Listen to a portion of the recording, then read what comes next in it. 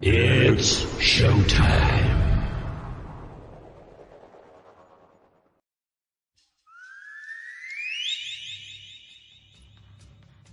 Okay!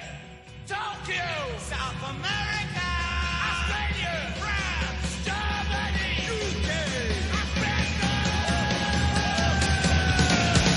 Here we go.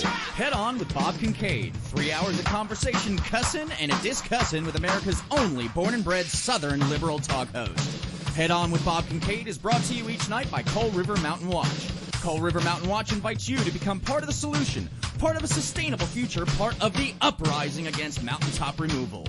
Coal River Mountain Watch, crmw.net. And now, from high in the hills of beautiful West Bicod, Virginia, here's Bob Kincaid on the Head On Radio Network. Well, howdy.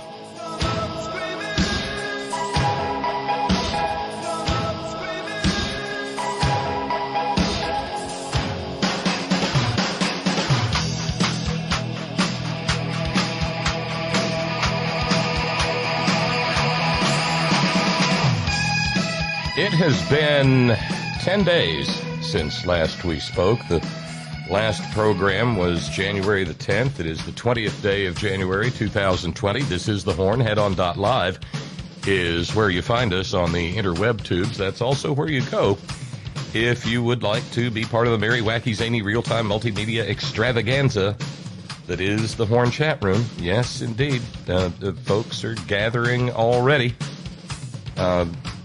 Squeaky's there, Ralph's is there, Jimmy's there, and, of course, longtime inveterate, indefatigable veteran chat room moderator Sparky is there, who is probably elated that his beloved Niners are headed to the Super Bowl.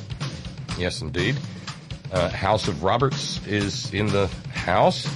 Good to see you. Welcome aboard. And I'm back. Not back to West Virginia. There's Dowhead. That's cool. Let me get some things cleared up. I'm not back in West Virginia yet. We closed the show yesterday. And in the name of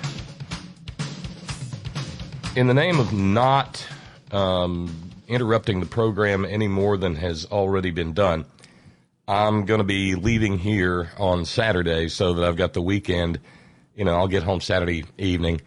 And that gives me all day Sunday to try to problem solve inside the studio before we go back to the broadcast week, the next broadcast week on Monday the 27th. Yep, the 27th. So with that in mind, I will not be in the hills and hollers of almost level West by Coal Trump Virginia until the broadcast for Monday, a week from now. So it'll be this for a little while longer.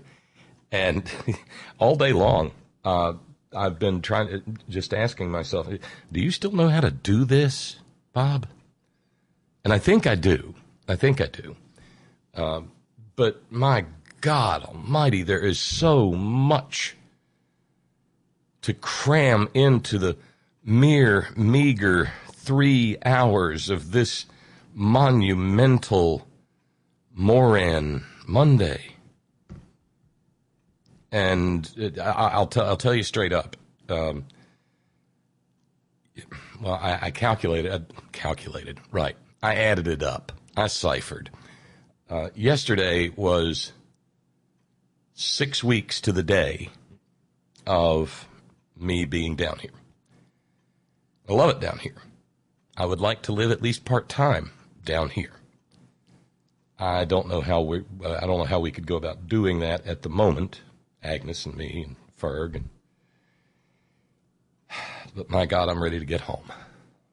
I miss Agnes like the devil misses sin. And the seven professional broadcaster, yeah. The 7 weeks of. Or the 6 weeks of work that we did putting into this play in memory of my dear friend Kyle Weir, our dear friend Kyle Weir.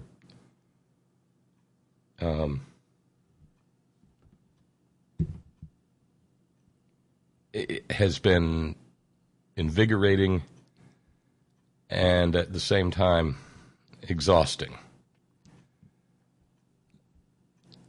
And, of course, it's my first program back after a while, so what's happening? We're having technical difficulties. Thank you, Brother Deacon Asa. We are having technical difficulties in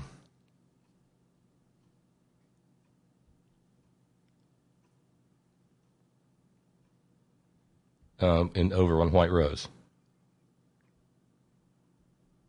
Brother Deacon Asa saying White Rose is timing out. And I'm showing that I'm sending with no problem whatsoever, so that must be on the server end. I'll try to get hold of Ben Birch and see if we can get it sorted.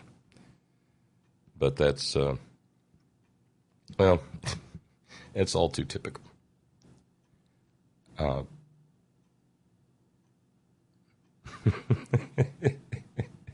I just got a message from Agnes, too. She said, you better get home or I'll go all Eleanor on your arse and I'll win. You can try. That's always the response throughout the whole play. Every time she says she'll kill him, she'll take this from him, that from him, keep him. And Henry always answers, you can try. And that's the other thing. I've spent all day trying to get Henry out of my voice. I don't know if he's all the way out yet. There are some lines that I will never, ever forget. Like questions that begin, how in the name of bleeding Jesus? I just love that.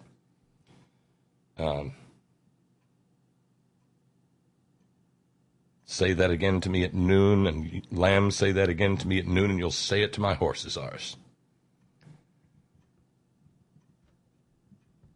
Agnes reminding me, I'm a freaking Viking, man.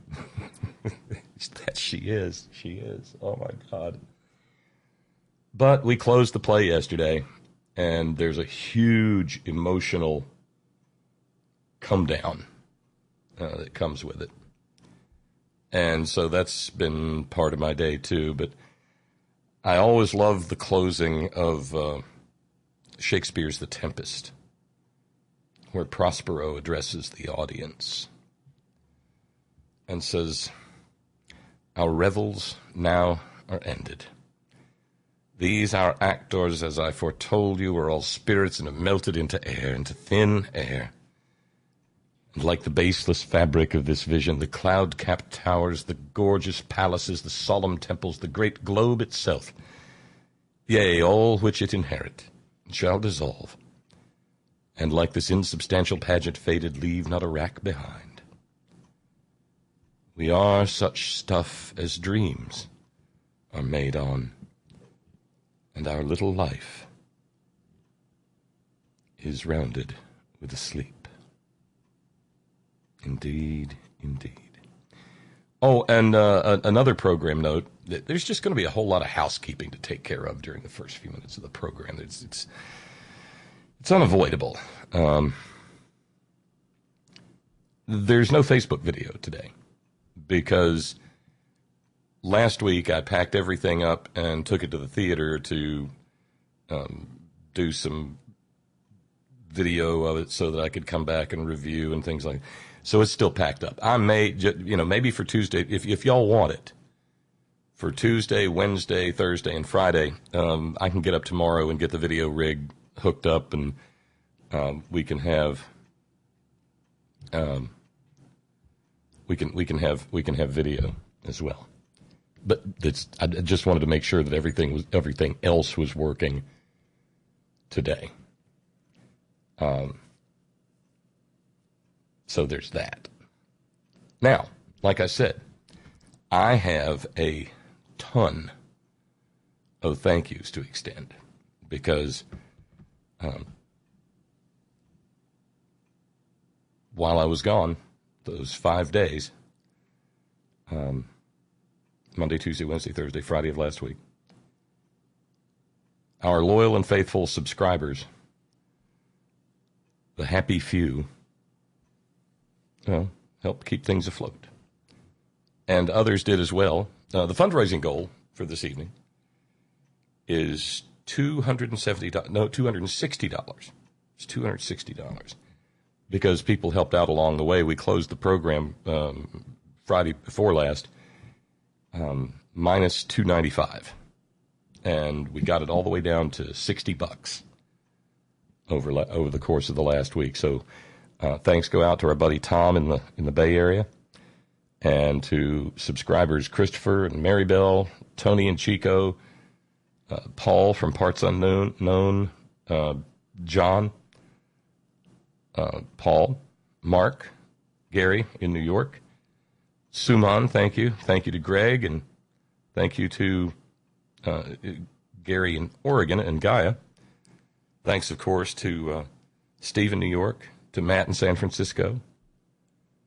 Thank you to Ralphs, and thank you to Paul. Thank you very kindly indeed.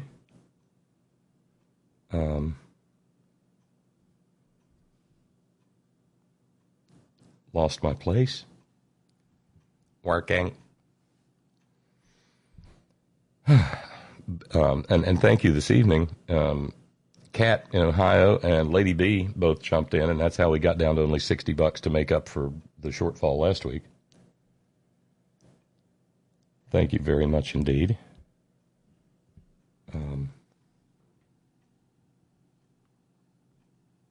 Now we can get back to it. Thank you to Darlene in Connecticut and Robert. Thank you to Glenn. Thank you to Timothy. Thank you, Brock. Thank you, different Timothy. Thank you to Reinhard out on the Virginia coast. Thank you to Beth in Dallas. Thank you to Patricia. Thank you to Chris in Germany. To Gary, Laborman, thank you. Thank you to Nancy and Ralphs. And thank you to Barbara, Charlene, Stephen, Grace. Thank you very kindly, one and all. Thank you to Mike in Cascadia, and Sharon and Paul. Thank you to Vincent and Carl. Thank you to Dr. John, and thank you to Armand. And again, rounding out the day, thank you to Kat, and to Lady B, and thank you to Tom in the Bay Area. Those are all the folks who helped keep things going while I was away from the mic. Thank you all for your subscriptions and your a la carte contributions. Thank you very, very kindly indeed. And so that takes care of that part of the housekeeping, and we're only 12 minutes into the program. Yay. But it so very much is. And by the way, along the way, thanks for all the warm wishes for the show. What I was saying a moment ago is that we did this all in memory of a dear, dear man who was a beloved friend of ours who passed away back in 2017. And it took 2 years to pull this whole thing together. And it was a labor of love. And no one deluded themselves into thinking that it was by any means a professional production, because we're all amateurs. But we did try to be as professional about it as we could, and I could not. We had a fantastic cast, from the youngest to the oldest, namely me. Our cast ranged in age from 17 to me. And it was a delight to work with every last one of them. And that's part of the heartbreak of closing a community theater production, because everybody goes their separate ways. And, in many instances, you never know if you'll see any of them again. Odds are you probably won't.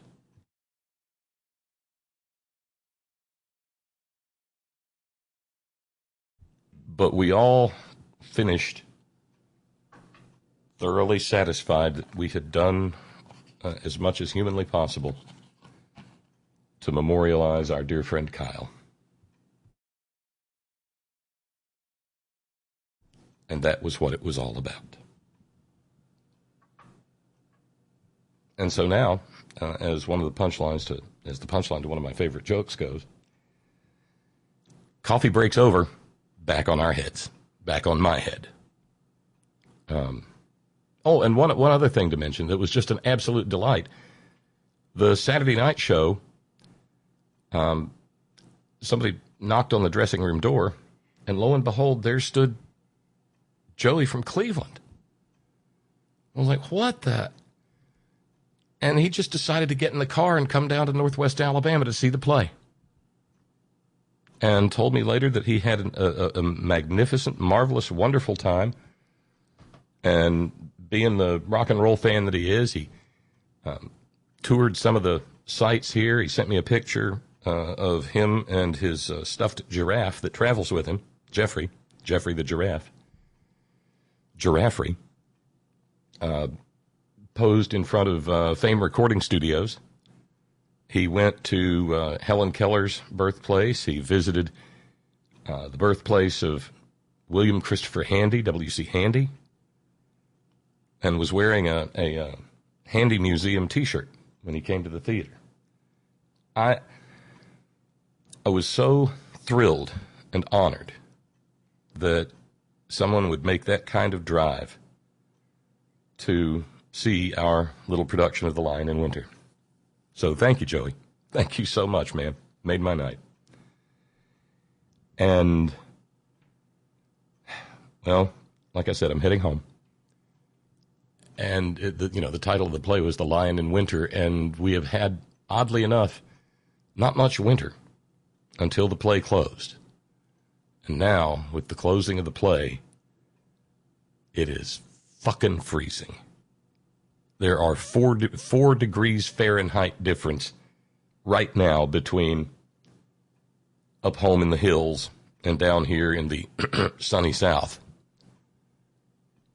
And I don't know when it's going to get above freezing up there. It may in a day or two here. Wow. So finally getting some use for the warm use out of the cold weather clothing. But I've got to pack up and clean up the apartment and make sure I get my deposit back and all of that stuff. And I'll head for home as early as I can get out the door on Saturday.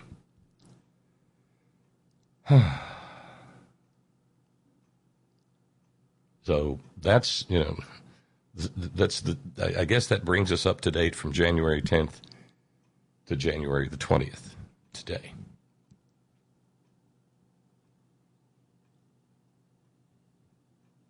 And that means, well, yes, that means now we get on with the business of dealing with what today is.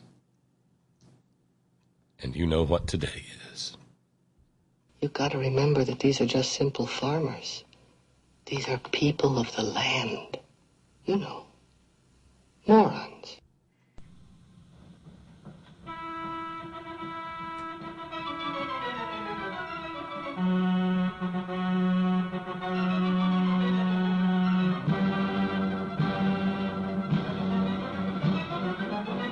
Hurry, hurry, hurry. Step right up. You will not believe your ears. It's Moran Monday on the Horn. Here, behind this thin cybernetic veil of canvas, you'll find them all.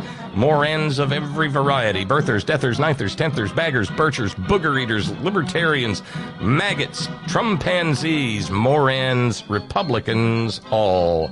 Yes, indeed. Yes, indeed. They're all right here for you. And you can't tell your Morans without a program. And this is the program that tells the Morans. You just can't tell them much. For the low, low subscriber price of less than a half a pack of chewing gum a day, you too can be supportive of our Moran identifying, Moran exposing efforts each and every Monday, and frankly, every other program day of the week, because we never run out. They're always, behold, the Morans are always with ye. Yes, indeed. Yes, indeed. Just a few mere steps away, meager feet from where only moments ago you were engaged in the futile attempt to put a ping pong ball into a goldfish bowl so as to win a baby iguana and bring it home where it can grow to be the size of a Volkswagen Beetle and terrorize the neighbors. Yes, we're right here for Moran Monday on the Horn. The standard disclaimers apply for anyone entering the Moran Monday tent. Yes, indeed. Keep a close hand on watches, bracelets, rings, necklaces, jewelry, even the stuff that you have pierced through your flesh. Because the Morans can get grabby. head for the hills, or we'll be up to our armpits in morans. Oh, yes. Oh, yes, indeed. And where to start? Well, I think I've been trying to theme it out all day. You know, we've got the impeachment trial starting in the Senate. That's a massive conversation, a giant time suck.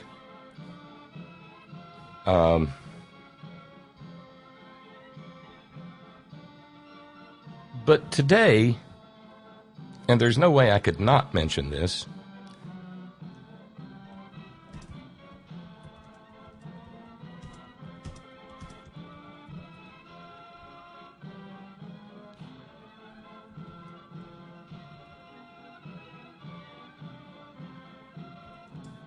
stand by, please.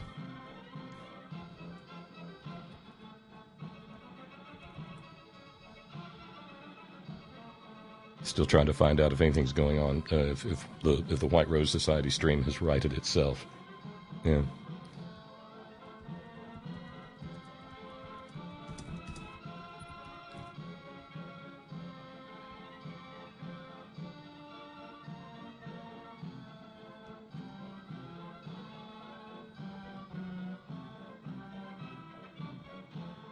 So anyway,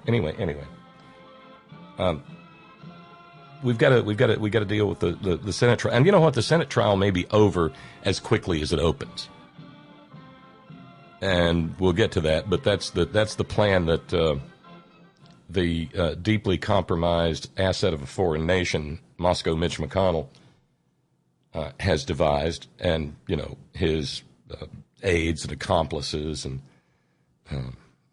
lick spittles and you know Republicans.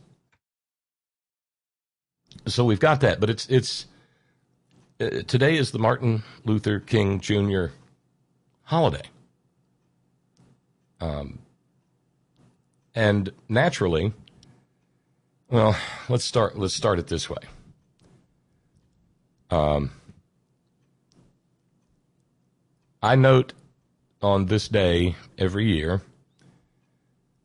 that one of the fundamental problems that attends Dr. King's holiday is that for the vast majority, I dare say, of white people in this country, they know only that Dr. King had some sort of a dream once upon a time, sometime, don't know when, but he's a big dreamer, that Dr. King. And so they tend to gloss over the reality of his life of advocacy and service in favor of something that's palatably safe and non-threatening. Well, that's not history. That's not the reality. Dr. King was a radical. Dr. King was not a goddamn Republican, no matter how many maggots try to tell you that he was. He actively campaigned for Lyndon Baines Johnson in 1964.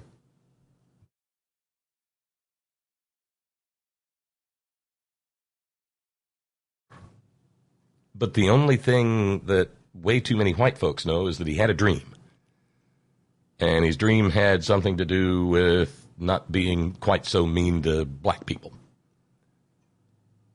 And so every year, the further we get from his life, every year at this holiday, I make a prediction.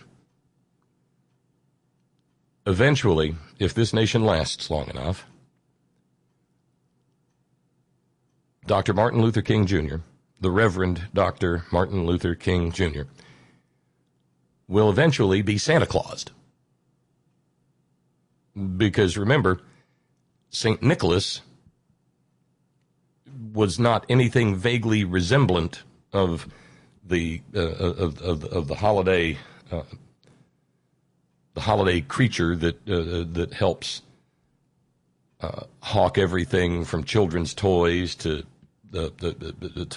soda pop to booze at the Christmas season. There's no resemblance whatsoever. And so, too, eventually, with the Dr. King mattress sale circulars, and come on in to Fred's Used Cars for the big MLK Day used car sell-a-thon, eventually, and I personally think this is kind of the goal. We will make of Dr. King and his life and his mission and his work something absolutely meaningless. And then terrified, mostly white people, won't have to be quite so scared anymore.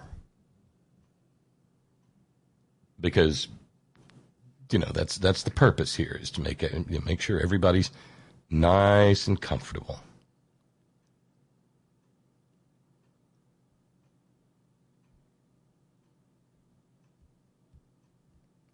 And, right. So, I try to go and look into some of Dr. King's writings that were not that speech that he delivered in August of 1963, in which I spoke wrongly.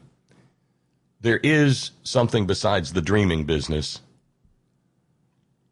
that white wingers also know about Dr. King, and that it was that once upon a time he said that a person should be judged by the content of their character, not by the color of their skin.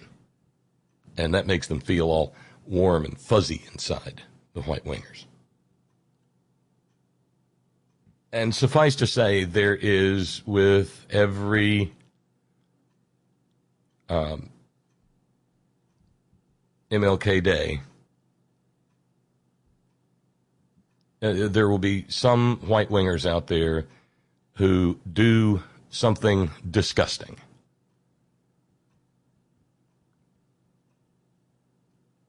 Yeah, exactly. Brother Deacon Asa pointing out by the time they're done with him, Dr. King will be Nordic white. And they did the same thing to St. Nicholas because, remember, St. Nicholas was not white folks. But after 1,000 years or so, they put the white face on him and it stuck. Did the same thing to Jesus. Blonde hair, blue eyes, probably so pale that, like me, he would get a third-degree sunburn just reaching into the refrigerator, under the refrigerator light bulb. That's the goal. And so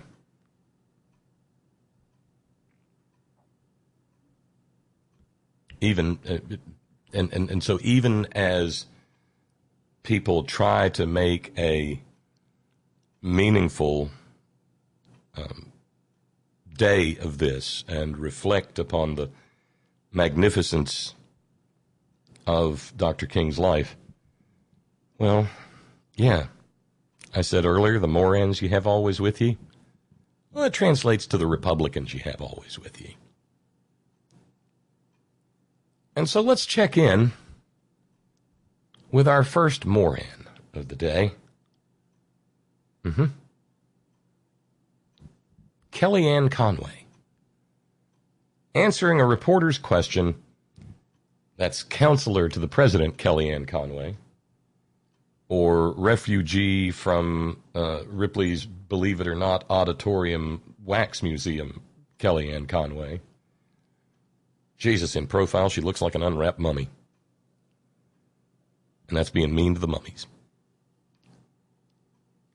But she was asked, and it's not an unreasonable question by any stretch of the imagination.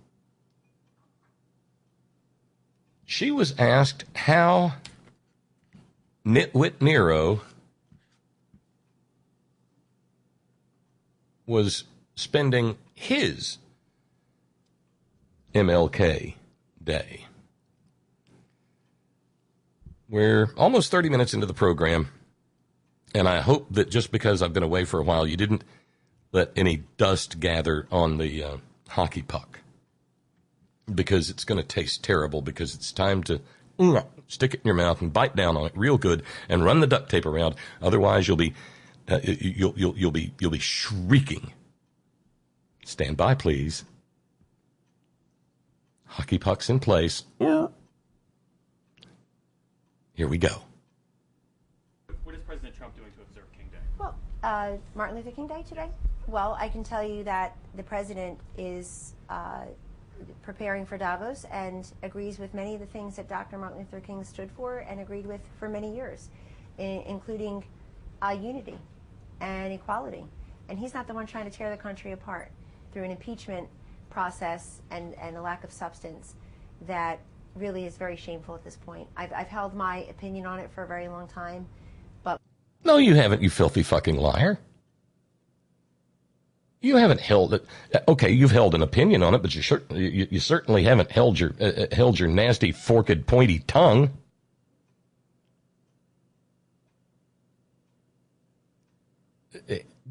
Yes.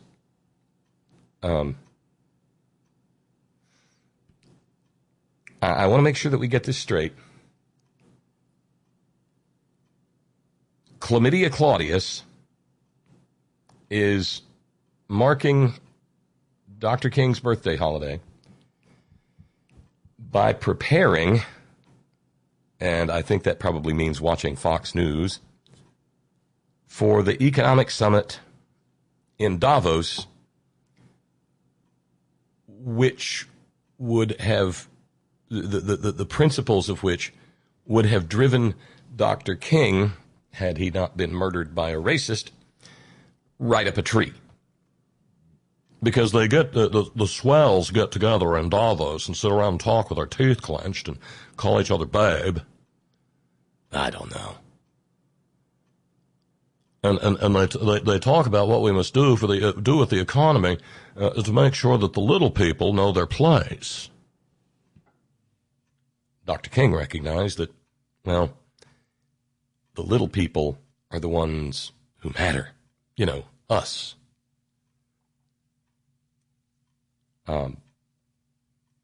So, I mean, preparing.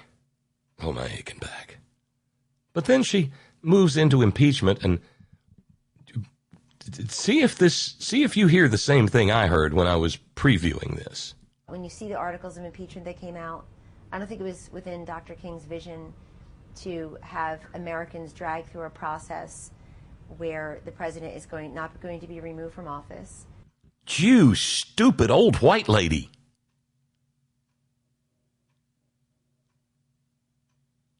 Dragged through a process? Fuck me dead. No. You're part of a party that's made up of people who like to not drag a president through a process, but drag people through streets behind pickup trucks. Jesus. She actually invoked, this is the second or third time I've heard this, and I'm still not okay. She actually invoked Dr. King's name to say that Donald Trump should not have been impeached for doing the dirty stuff that he did that got him impeached. I'm out of both tequila and swirly straws. Whatever shall I do? Is not being charged with bribery, extortion, high crimes, or misdemeanors. And I think that anybody who cares about end justice for all on today or any day of the year will appreciate the fact that the president now will have a full throttle defense on the facts. And everybody should have that. Full throttle or full-throated? I think she meant full-throated, but, well, bless her heart, she's a goddamn moron. Yeah. Jesus. Well, like I said, it is a day rich in morons. Morans.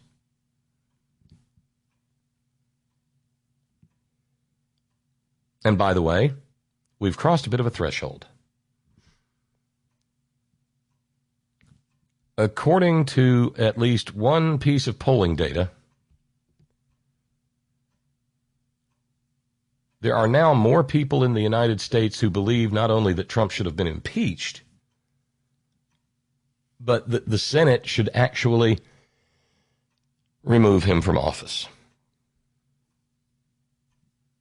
I told you we'd get to this sooner or later.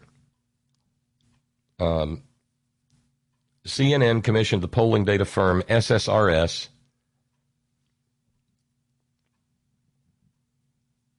and 51% of Americans responding to the poll extrapolated to the rest of the country are in agreement that the Senate should convict him upon the articles of impeachment and then move to the process whereby he is then removed from office. Drag him out in chains, haul him away in cufflinks, make him do the perp walk.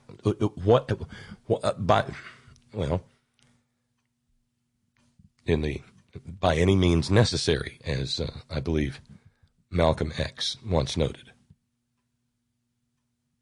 I would say any legal means. But there are enough Republican senators who, by the way, represent far fewer human beings than the Democratic minority senators do. Remember, California, New York, you each only get 2 measly senators, while, lo and behold, Arkansas gets 2, Alabama gets 2, even though one of them's a Democrat. Georgia Stan gets 2, Talibandiana gets 2. So you've got more Republican senators representing a whole lot less American people.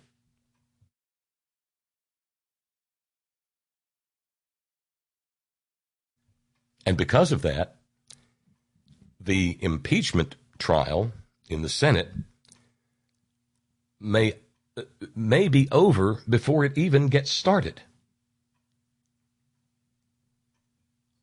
And I'd say it's probably 99-1 that it is definitely over before there's anything resembling a trial. And that will be a vast miscarriage of the intent of the framers of the Constitution's plain language. Yeah. Now, here, let me, oh, by the way, I need to check email.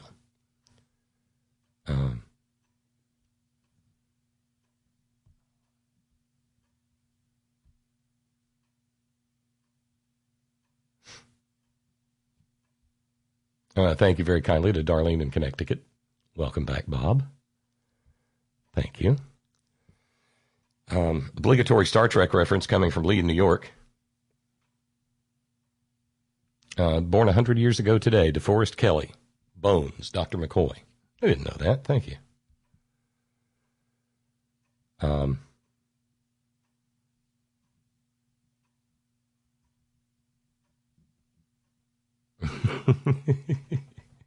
This goes back to the St. Nicholas comments. And Stephen New York says, next you're going to say St. Nicholas wasn't white. And by Jove, he was ahead of the curve, because shortly thereafter I said exactly that.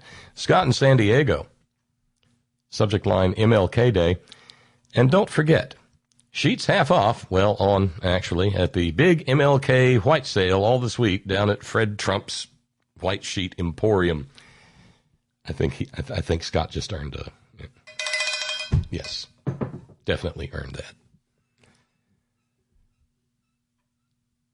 I've taken to referring to Trump online as Soak, S-O-A-K, son of a Klansman, Soak. Are you kidding? Dave in Talibandiana says, St. Nicholas was known to have assaulted a bishop during a council over the Arian heresy. That's Arian, not Aryan. Different thing. People who did not believe in the Trinity or that Jesus was divine, he physically assaulted the man. Not your jolly old St. Nick. Dr. King should be known as a human being, which he was, instead of selling cars and mattresses and toys and candy on MLK Day. Perhaps if business would do something radical like clothes and invite their customers to join them in some community service. Just a thought from the blind. Brought to you by Dave in the Blind. Thanks, Dave. And so that brings us to how a whole lot of white people were celebrating MLK Day in Richmond, Virginia. Because today was their great big insurrection in support of their claimed right to run around scaring the shit out of people with their guns.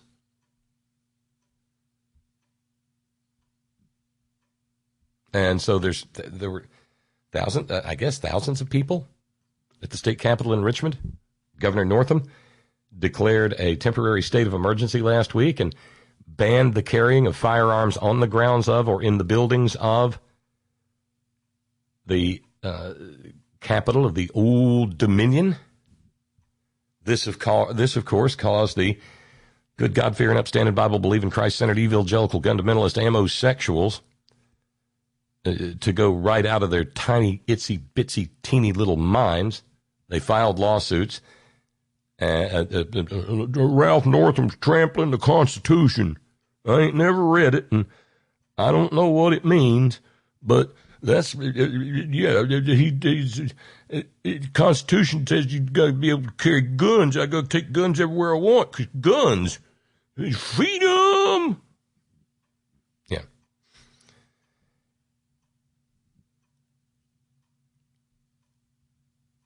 And so consequently, you get,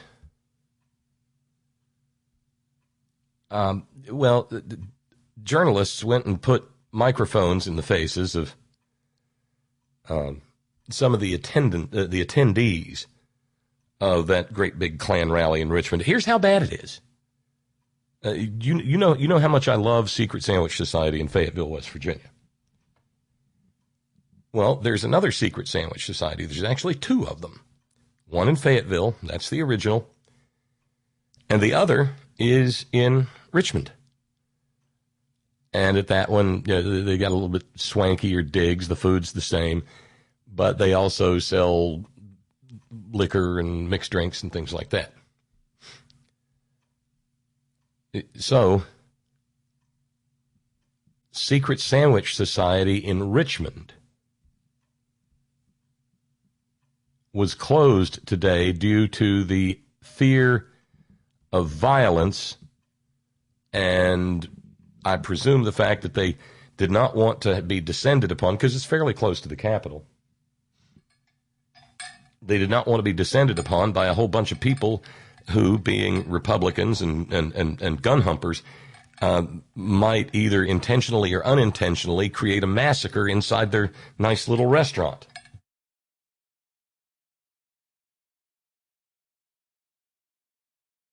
And so our buddy Paul, a member of the fraternity of Pauls, we have several now,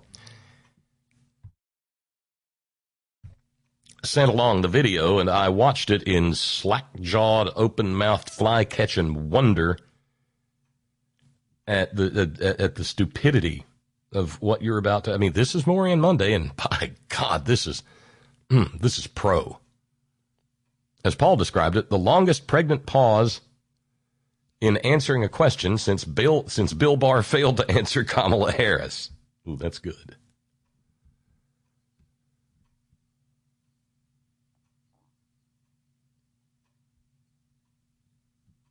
So behold the gun humper.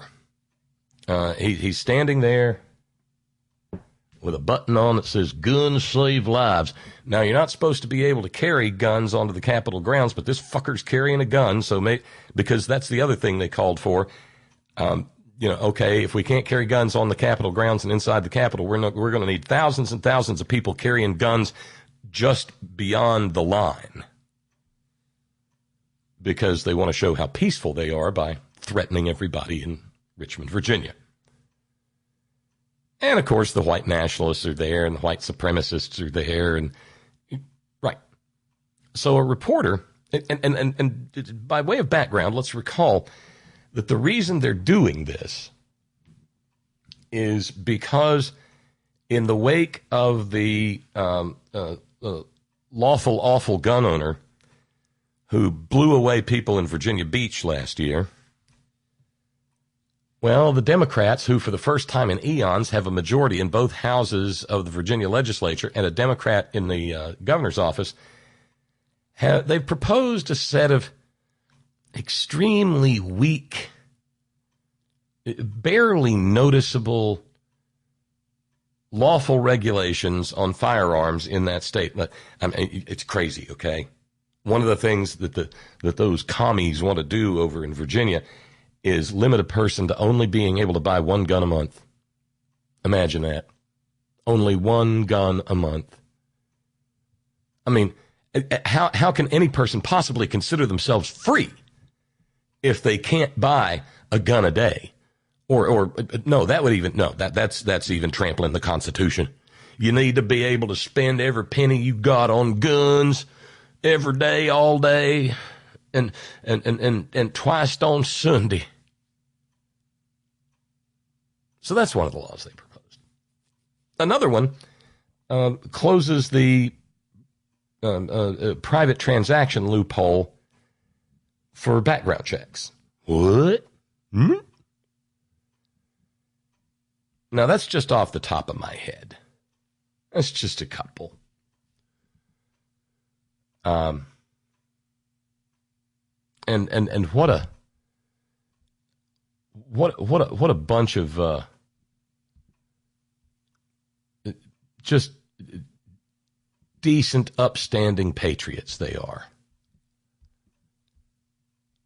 Shannon Watts, who leads Moms Demand Action, was inundated by white-wing POSs because, well, they've been working for these teeny tiny little, largely ineffective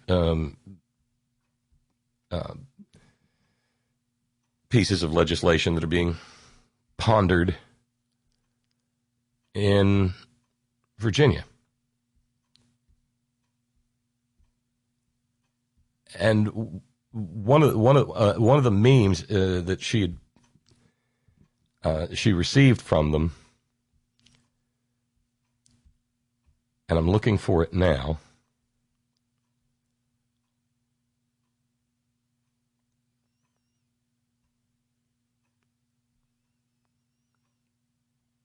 One person describing huge numbers of armed groups in military gear in Richmond today.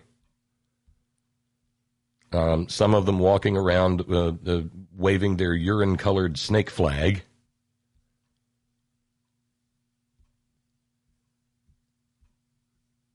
But they're a nasty and vulgar lot.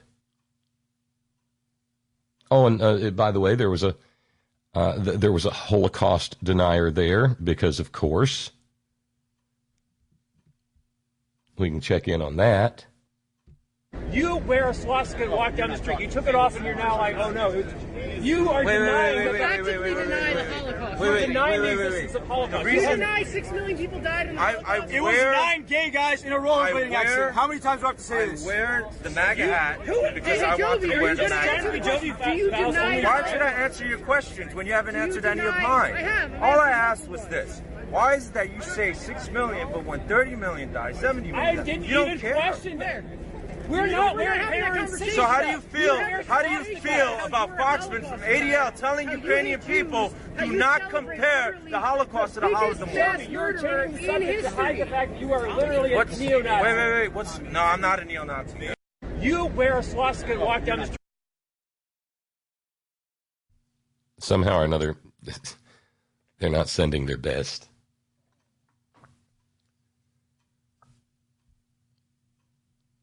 And there's,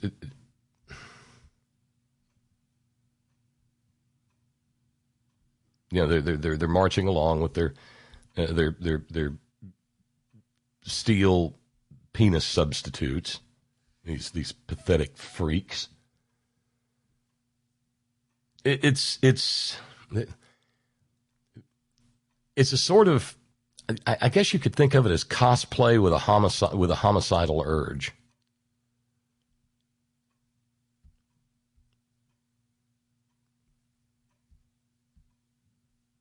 And I can't find the one thing that was sent to Shannon Watts. It was truly disgusting.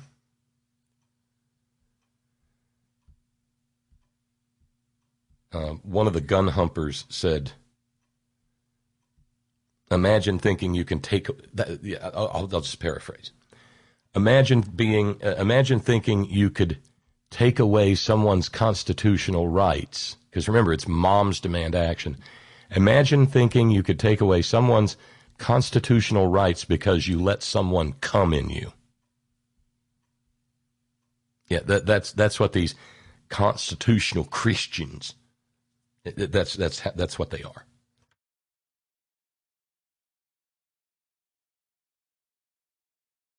At this point in time, Shannon Watts can't even keep up with the death threats. Leaders of Moms Demand Action in Virginia have been doxxed by these putrid white supremacist freaks.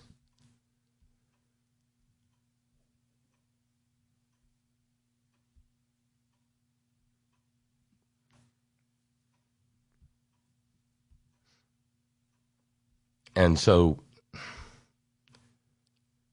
this is, and the point I'm trying to make is, make no mistake, this wasn't just a scheduling accident. They chose the Dr. King holiday to send a message about their vision for America.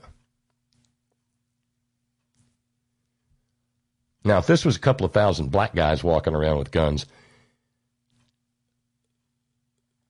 people would be, well, especially Republicans, would be freaking the out. Make no mistake. But let's go back to our original Moran. This individual who was asked what it is that he was there to protest. I don't know that this is hockey puck material, but you might want to do something to cover up because you're liable to laugh so loud you'll rouse the neighbors. Behold the intellectual prowess of the gun-humping right. What is it within Northam's proposals that just really rubs you the wrong way? Some of the worst ones would be the details on where... Is this guy related to Miss Teen South Carolina of some decade back or so? I would. For the Iraq, such as, and our buddy Paul is right. These are some like 10 months pregnant pauses, and I don't think he's freezing up just because somebody's got a camera and a microphone pointed at him. He's freezing up because he literally does not know anything about the issue. He just knew that it was going to be a chance to come out and try to scare the fuck out of people with his gun by toting it around and seeking attention.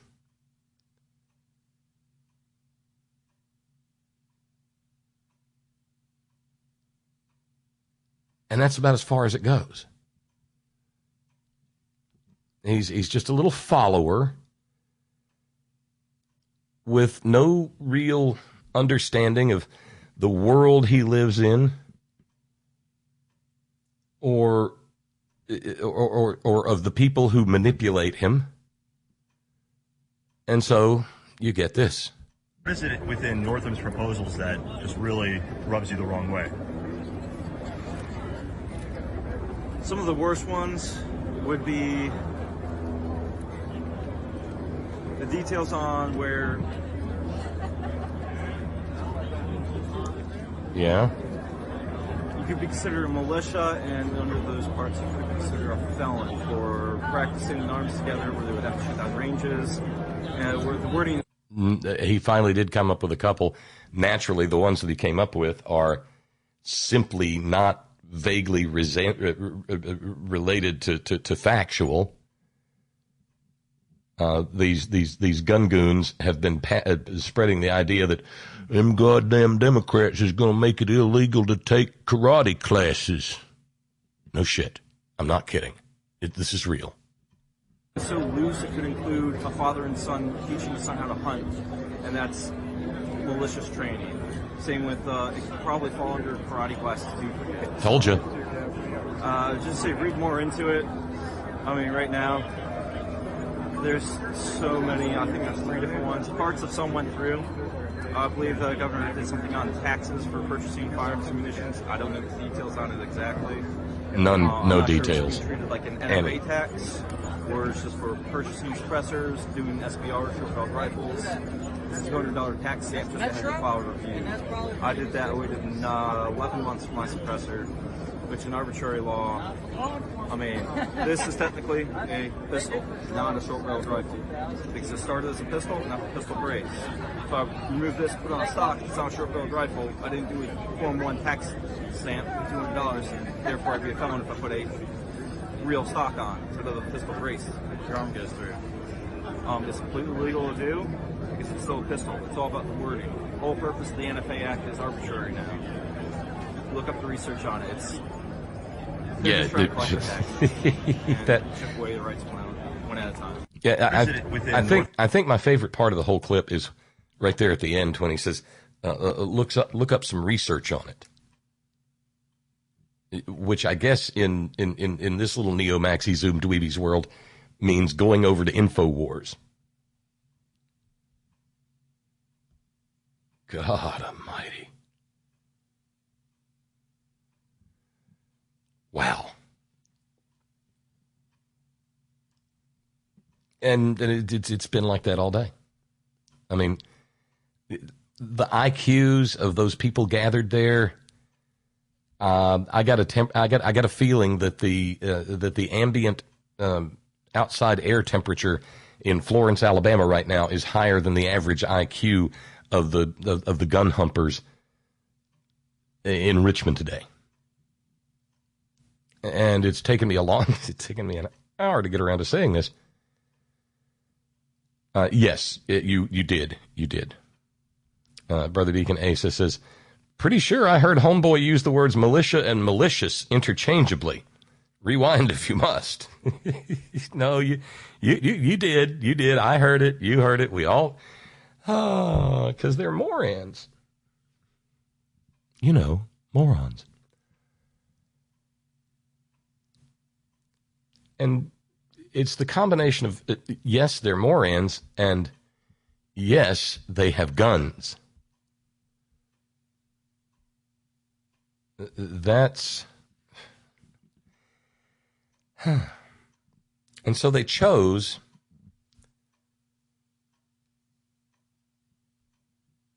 the Dr. King holiday as a way of trying to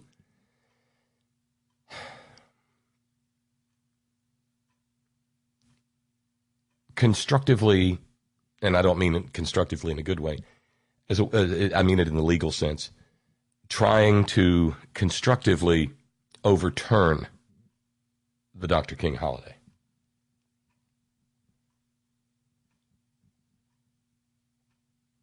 I mean, what could be more obvious?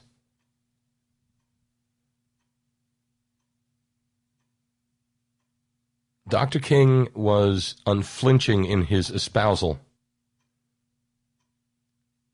of nonviolence. And so you get a horde of angry white people marching around Richmond, Virginia, carrying the most profound tools of violence.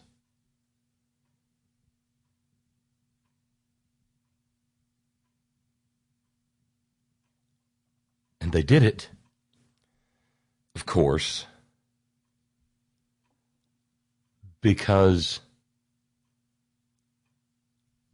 it's who they are.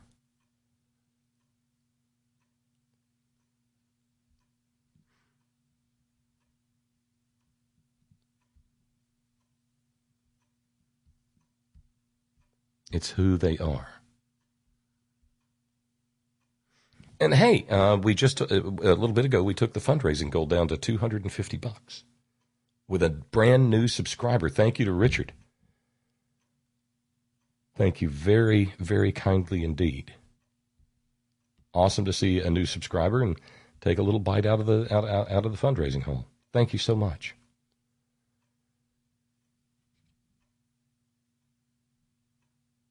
So that just it's the idea of holding a pseudo Klan rally on the Dr. Martin Luther King Jr. holiday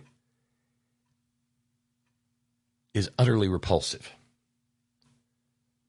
Naturally, then, the guy in the White House who's preparing for Davos, Soak, son of a Klansman, naturally, he promoted this gunned-up Klan rally in Richmond. Because, of course, he did.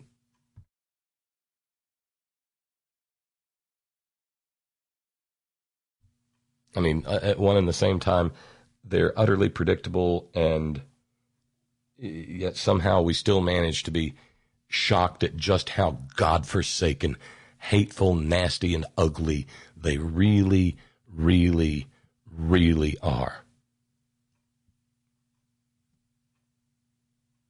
And so that takes us into the top of the second hour.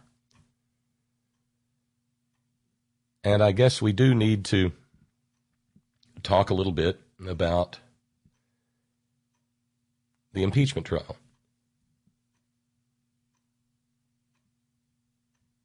Well, the fix is in. And I'm violating my own little rule by even calling it an impeachment trial. It is the impeachment cover-up. And they're going to have to work harder and harder and harder to maintain the cover-up. Because more and more and more shit is leaking out. I'm so old I remember the Clinton impeachment and how the Republicans would talk about drip, drip, drip. Well, here it is. And the dripping is quickly becoming more than, well, the faucet's just open. It's not drip, drip, drip. It's just, and so on. So, for instance,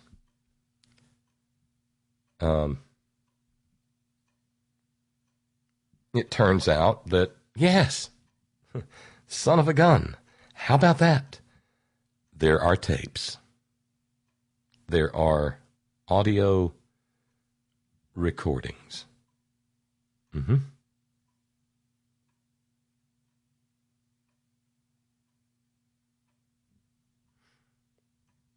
Lev Parnas's lawyer has turned over audio recordings that he has of both Rudy Giuliani,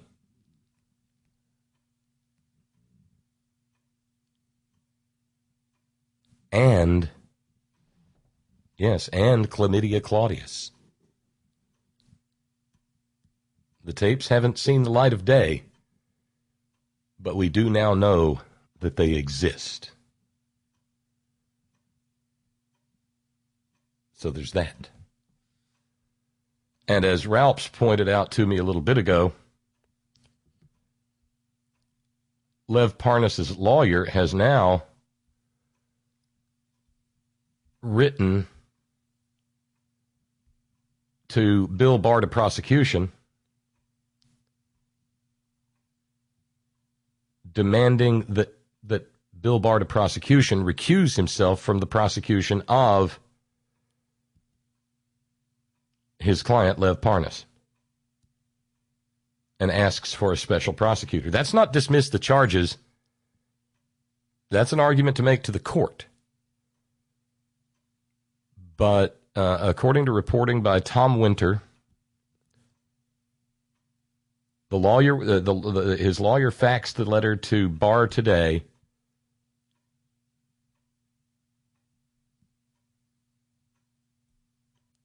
and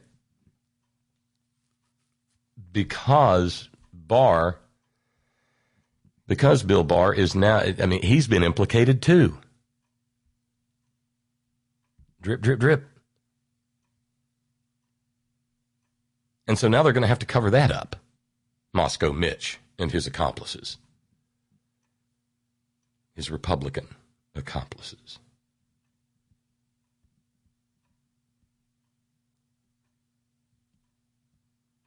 So it's only getting worse.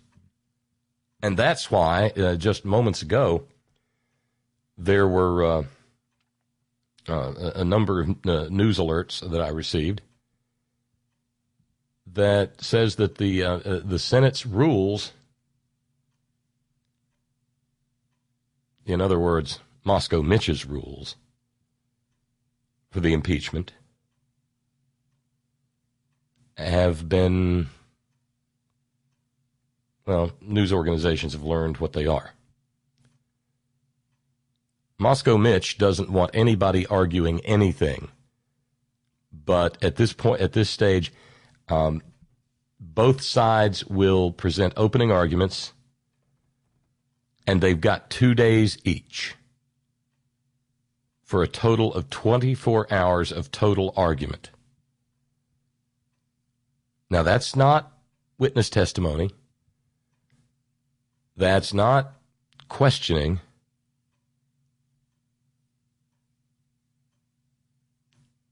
That's just the argument.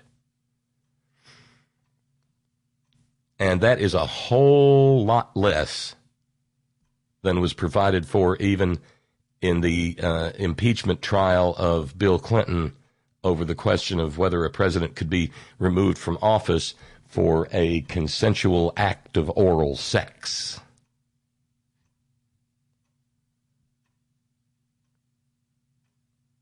After the 24 hours of arguments, 12 to a side, the senators will then get 16 hours to ask questions.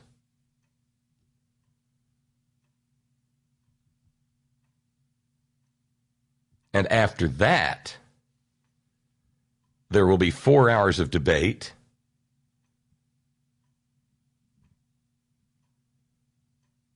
And then there will be an up or down vote on whether the Senate wishes to hear from witnesses or see any documents.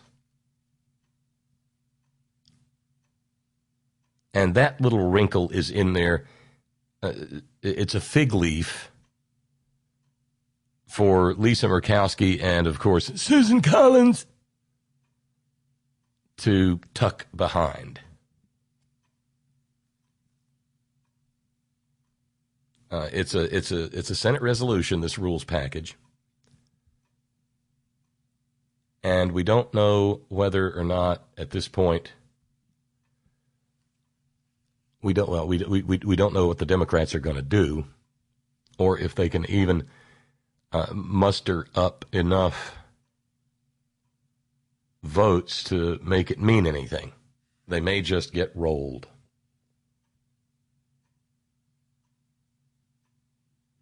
Damn. So again, the fix is in. And make no mistake, Lisa Murkowski and Susan Collins have no intention whatsoever of doing their duty to the Constitution. They merely want to create an appearance. Again, a fig leaf. Because the most fundamental truth about any of this is that they both come from states that have a lot of people with a lot of guns who vote Republican. And they, like any other Republican, are motivated not only fear of people at the ballot box, but fear of people with the ammunition box. Because that's exactly where we are right now. This country is being held hostage, whether it's in Richmond or Washington, D.C. This is a country held hostage by a gang of ill-informed, ill-intentioned, ill-willed, mostly white, gun obsessives.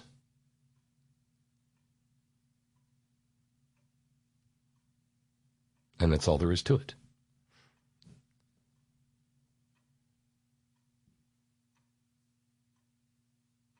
And that's before we even get to the discussion in the impeachment cover-up of,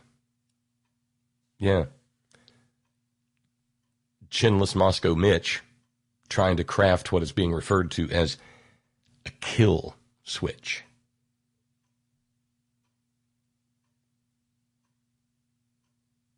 Whereby impeachment can just be done away with. Turn off the lights, everybody leaves. What impeachment?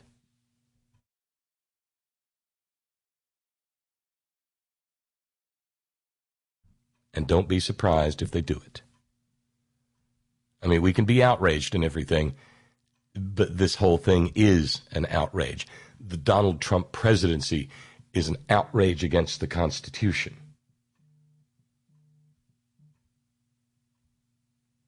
And that's just a fact. Note coming in from Ron in Raleigh. Subject line, I have a dream. Welcome back. To quote the Welcome Back Cotter theme, you've been away too damn long. To the point, it appears to me that white folks are shitting your pants scared of something. Could it possibly be me and folks that look like me? The dream I have is that the I have a dream speech be put on lockdown. How about Dr. King's anti-poverty speeches or his speech calling America the biggest purveyor of violence in the world? Yeah, the Riverside Church speech 1 year to the day before he was murdered. That one might surprise all those content of their character Republicans out there. Ron continues and says, at the end of his life, white folks hated Dr. King. You remember when Evan Meacham of Arizona refused to recognize the King holiday? I absolutely do. And I remember how the now deified John McCain opposed it for all he was worth. And Silent R. Lamar asking sarcastically, when you remove a Trump follower's head from his ass, how much smoke can you then blow up it? Vast quantities, Silent R. Lamar, vast quantities. Oh, yes.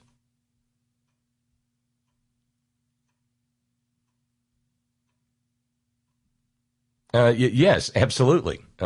Frank and Beans in the chat room. So there's a time limit on truth in the Senate cover-up? Yeah, oh yeah. Preferably none at all. But you know everything that went down last week. You saw, I presume, as I did, the two-part Rachel Maddow interview with Lev Parnas. And you know that there have been dimes dropping all over the place. And along the way, oh dear me, along the way, A big shout out to Representative Ted Lieu of California. Because here in the last year of the second decade of the 21st century, we don't let Congress people duel anymore and just go outside and take shots at each other. I think there are probably some people who would support that. Instead, we threaten lawsuits. And that's exactly what Devin Nunes, who sues cartoon cows, for instance, and complains of damage to his reputation, how you can damage something that has no substance has no good to it. Well, that evades me. But Devin Nunes had his lawyer write a threatening letter threatening to sue Ted Lieu for what he had said about Devin Nunes. Well, here's the thing. Ted Lieu is a lawyer. And he's probably a much better lawyer than Devin Nunes' lawyer, because Devin Nunes' lawyer agreed to be a lawyer for Devin Nunes, and that says something about him, the lawyer. We can say other things about Devin Nunes. So Ted Lieu got the threatening letter and wrote back a letter of his own saying, truth is an absolute defense, and I would welcome your lawsuit. We'll have a field day with it. And so you can take your threatening letter and this is a quote from Ted Lieu, shove it. Ted Lieu maintaining a little bit of decorum and not suggesting where this pettifogging shitbird lawyer could shove it. But I think we've all got a pretty good idea. And so definite little golf clap for Ted Lieu. Awesome.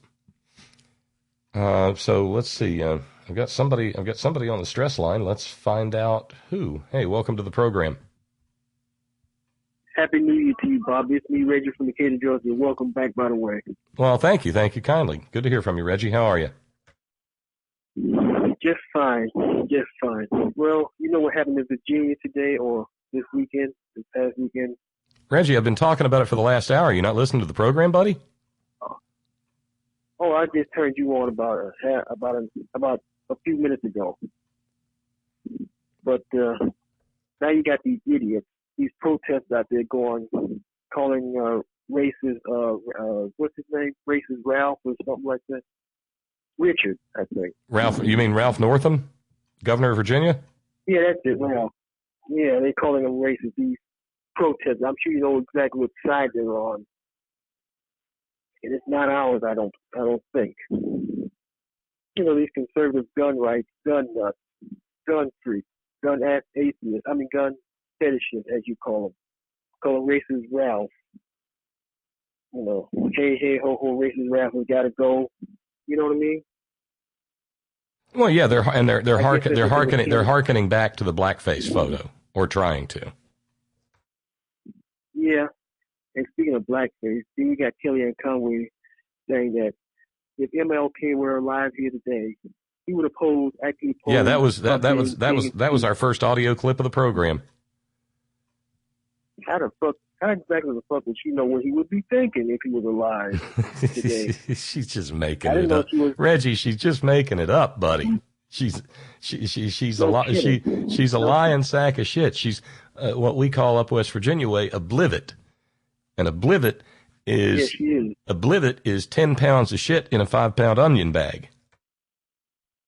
Yeah, but these blivets, as you refer to them, unfortunately get on television. They get air and press time, and we don't. I mean, you know what I'm saying. Those who do this for a living, not myself personally. You know, those blivets get all the airtime they want in the world, and we get next to nothing, next to zip. You know what I mean? I do. You know. Yeah, we get next to nothing to air our side. and to debate these people. I mean, what are they frightened of? What are they afraid of? These people are nothing but human beings like us. They're not gods and whatnot. I mean, they're not going to make you vanish without a trace if you agree with them or debate them or challenge them in any way, shape, or form whatsoever, Bob. They're human beings just like us. Yeah, but they seem determined.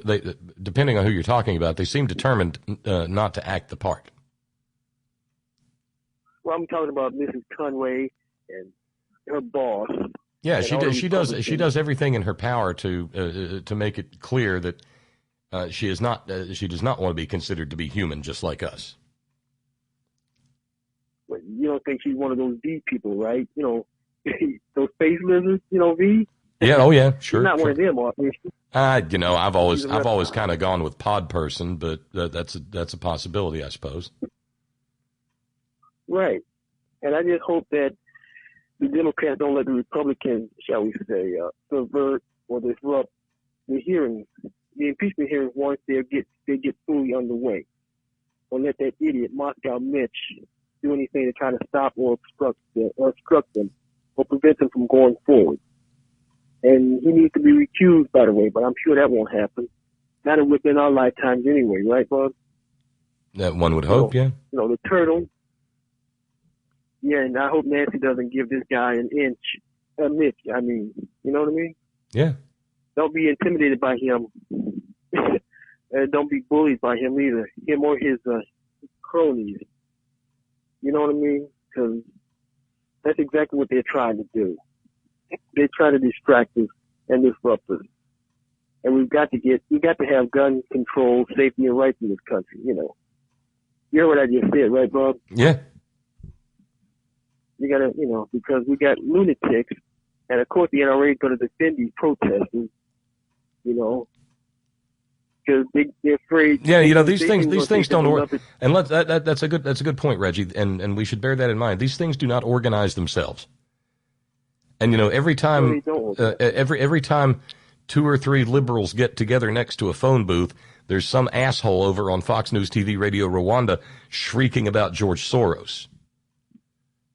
Even if there's no connection. On the other hand, however, like I said, these things like these gun goons in Richmond don't organize themselves, and the money has to come from somewhere for all the buses and whatnot. And you got to wonder how many NRA rubles are in all of that. Yeah. Is Dana Lush one of them? She used to be that spokesperson. You know, because she's a gun owner too, with 2 practically grown teenage boys. One's college bound.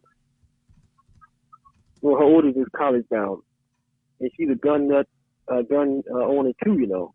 Yeah, sure. And she supports the protesters. You know, and of course she supports gun rights and, you know, gun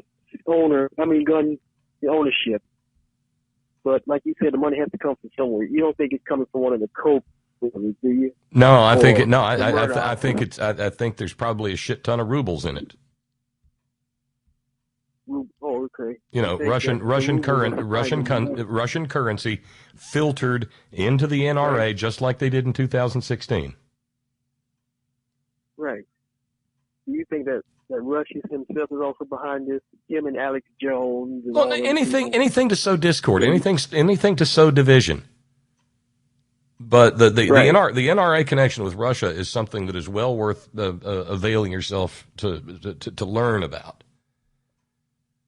Right. Well, I forgot about Mr. Wayne Pierre. I'm sure he's behind this too, even though he's not there anymore. But I'm sure he's behind this. Him and Psycho Teddy Boy Nugent. They're gun nuts too, you know. Sure. And you know, one shit his pants to get out of Vietnam. Charming, I don't know about Wayne Pierre. Yeah, and speaking of which, I read a story the other day. A Russian media outlet has purchased time on a radio station in Kansas City. To pump. They're paying to pump Russian propaganda over the airwaves on a right wing Kansas City station. Oh God, what can we do about it, Bob? We got to come back and stop this somehow. What can we do about it as liberal progressives? Well, I don't know that. I don't know that there is anything. You know, I mean, capitalism. Oh, that's right. You know, did the check clear? That's the only thing. Right. Well, we love capitalism too, but it's just that we love it with we love capitalism with responsibilities, right? It does come with responsibilities, does it not? Well, it also tends to destroy whatever it touches, but that's a conversation for another day. I got another call on the line, Reggie. Yeah. It's good to hear from you, my friend. Stay warm, and we'll talk soon, okay? Yeah, you stay warm too, Bob, and don't work too hard, man. And welcome back, as I say, by the way. All right, thanks so much. I appreciate it. Later. Yeah, you're welcome, Bob. Bye now. I'll call you again soon. Okay, very thanks. Soon. Bye. See you, Reggie. And that's Reggie calling from Decatur, Georgia, not Alabama. And now let's run over and check in with Todd. Hey, Todd. Pedro,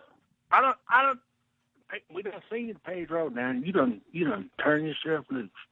We know you was leaning left. We don't see you. You can't lie, Pedro. Now look, y'all people been leaning left. You beat every day. All y'all do is beat up on Donald Trump. Now you don't want us to have no gun. What's wrong with you? I know. It's Martin Luther King Day. If that man had a gun, he wouldn't have got shot. He could have at least shot back. See? That's what I'm saying. Now you're thinking. Guns save lives. Guns save lives. That's what the church tells us. It's in the Bible. And see, if you got your hair cut, you know that.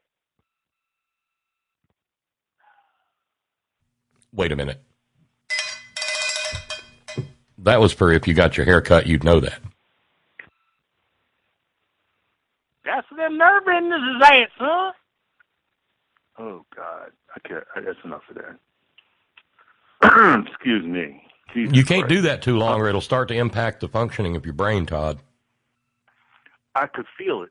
It was like a spirochete just eating at my axons and dendrites, and it was just like nothing left. I was getting all Trumpy. Yeah, it's just up in your brain going nom, nom, nom, nom, nom, nom. Yeah, here I am. I got no food, and the motherfucker's eating my brain away. Ain't that some shit? Ain't it just? God. So, hey, you know what's funny? Now, you guys just now were talking about the NRA with this march, and not one reporter, not one. I didn't hear anything. Maybe I wasn't watching the news enough. No one said, "Oh, Maria Butina. Oh, she infiltrated, the highest echelons of the NRA with Russian money." I didn't hear a word about that. Did you? Nary a peep.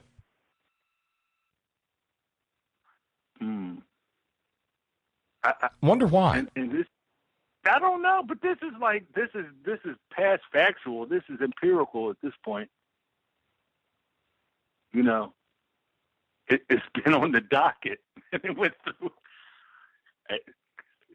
I just thought about that when you guys. It never occurred to me. But, oh my God, what the fuck?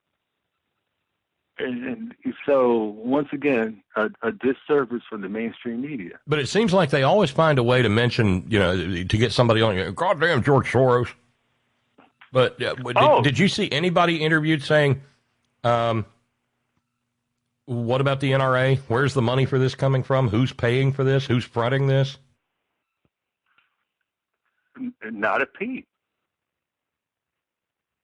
Not a peep. I think the thing is so big that I had to go back to that documentary, and it's dated. Dated, like pre-1990 probably.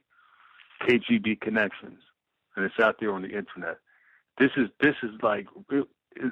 the real deal. These are real people. Russia has been trying to do this, has been doing it for a very long time. I should tell you that Darlene just sent a note. Darlene in Connecticut. Subject line, yeah. If MLK had shot back, would the maggots have considered him the good man with a gun? Answer, probs not. I like that. Probs not. That's why I laughed. I mean, and you know, and thank goodness that you spent enough time at least trying to move forward in talking about, you know, what really got him killed was what is Reverend Barber doing now. That's what really got him killed, was like the Poor People's March, getting everyone together. Like, look, this is systemic. Yeah. And that's exactly what we're dealing with now. See, come on, the hillbillies who you are. It's about. See, it's all mixed up now. It's class and ethnicity. Right, and if you get that broad spectrum coalition together, that gets real scary and real dangerous, or perceived to be dangerous, by the money real quick. And well, it appears that way. The people who do that, they don't, they have to protect themselves, take money from somewhere. Like Sherry Hunkala, I think you met her when you were at the Netroots property. She's been doing Kensington welfare rights. Yeah. For years. Yeah. I mean, she started that when I was still there, So I mean, anyway, but yeah, it's a hell of a thing. It's a hell of a thing. So I don't know. Let me ask your opinion. Now, how many people do you really think understand about that last? It's not even a quarter. I would say the last eighth of Dr. King's mission, from what we're talking about. Oh no. I mean, they don't know about his time in Chicago over tenants' rights. They don't know. Hell, they probably don't even know why he was in Memphis in the first place when he got shot. Mm-hmm. That was a strike by the sanitation workers. That was a labor action.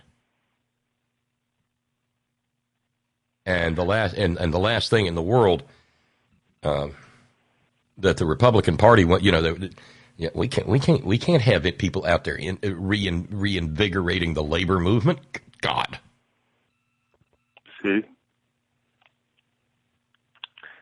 it got him killed, and then of course Bobby Kennedy gets killed right after that. I can't even imagine living. Well, I was alive, but I wasn't. I couldn't do anything about it. But so I don't know where we're. I don't know where we are, because when you listen to Washington Journal, apparently people have forgotten, or they're just mesmerized. I don't know what's going on. And I like what you said. We had to be ready because, Mitch has top dollar parliamentarians behind him. They can make any rules they want. That's the bottom line. And one of the funniest things about all of that is that, my God, the announced legal team for Nitwit Nero. Jesus, that bunch couldn't fight a fucking traffic ticket, but they will be hailed as Solons and the second coming of Clarence Darrow. Because whatever it is, whatever cockamamie bullshit they put forward, and today they put forward some cockamamie bullshit, they've argued that the impeachment is illegal. And they said, a lawyer signed it, and, straight face and everything. And they're going to, like I said, they're going to be hailed as some sort of noble pleaders, because it's all going to be done along party line votes. And we know how that's going to play out, because Susan Collins, Lisa Murkowski, Bishop Willard Romney, and anybody else that the for-profit media are touting as moderate Republicans, will just do what they're goddamn told. I mean, I so actively hope I'm wrong about this, but I don't think I am. we are living through one of the most exciting times in American history. I'm not in a good way, or maybe in a good way, depending on who you are, how you perceive it. But either way,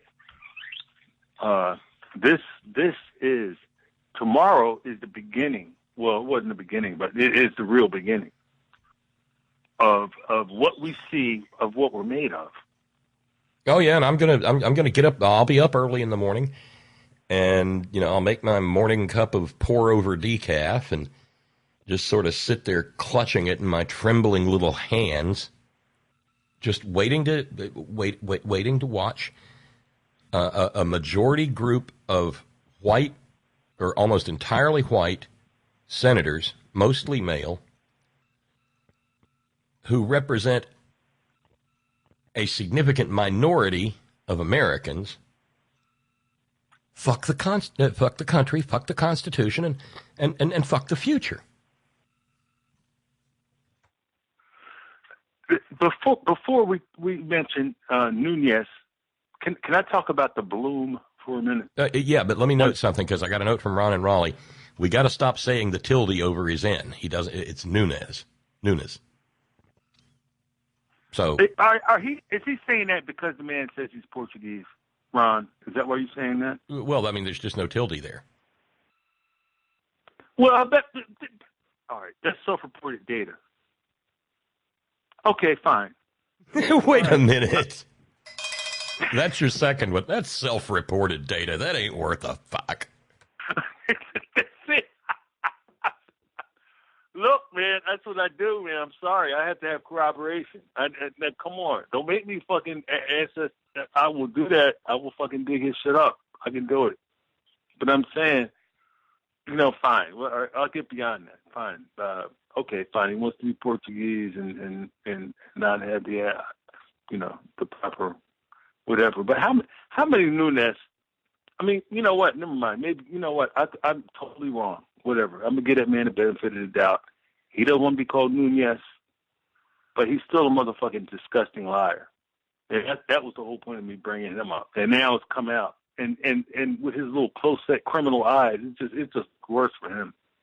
I mean, I'm about to read the bumps on his head, Shit, they need to call a phrenologist then. All right. See, now there's another one of those. How many, if anybody wants to guess, how many radio shows in the United States today have involved a passing reference to phrenology? One, damn it, one. And read the, and you waited to say phrenology to see if anybody would, you can't know. There's no live audience or anything, but there were giggles out there when you said, read the bumps on his head.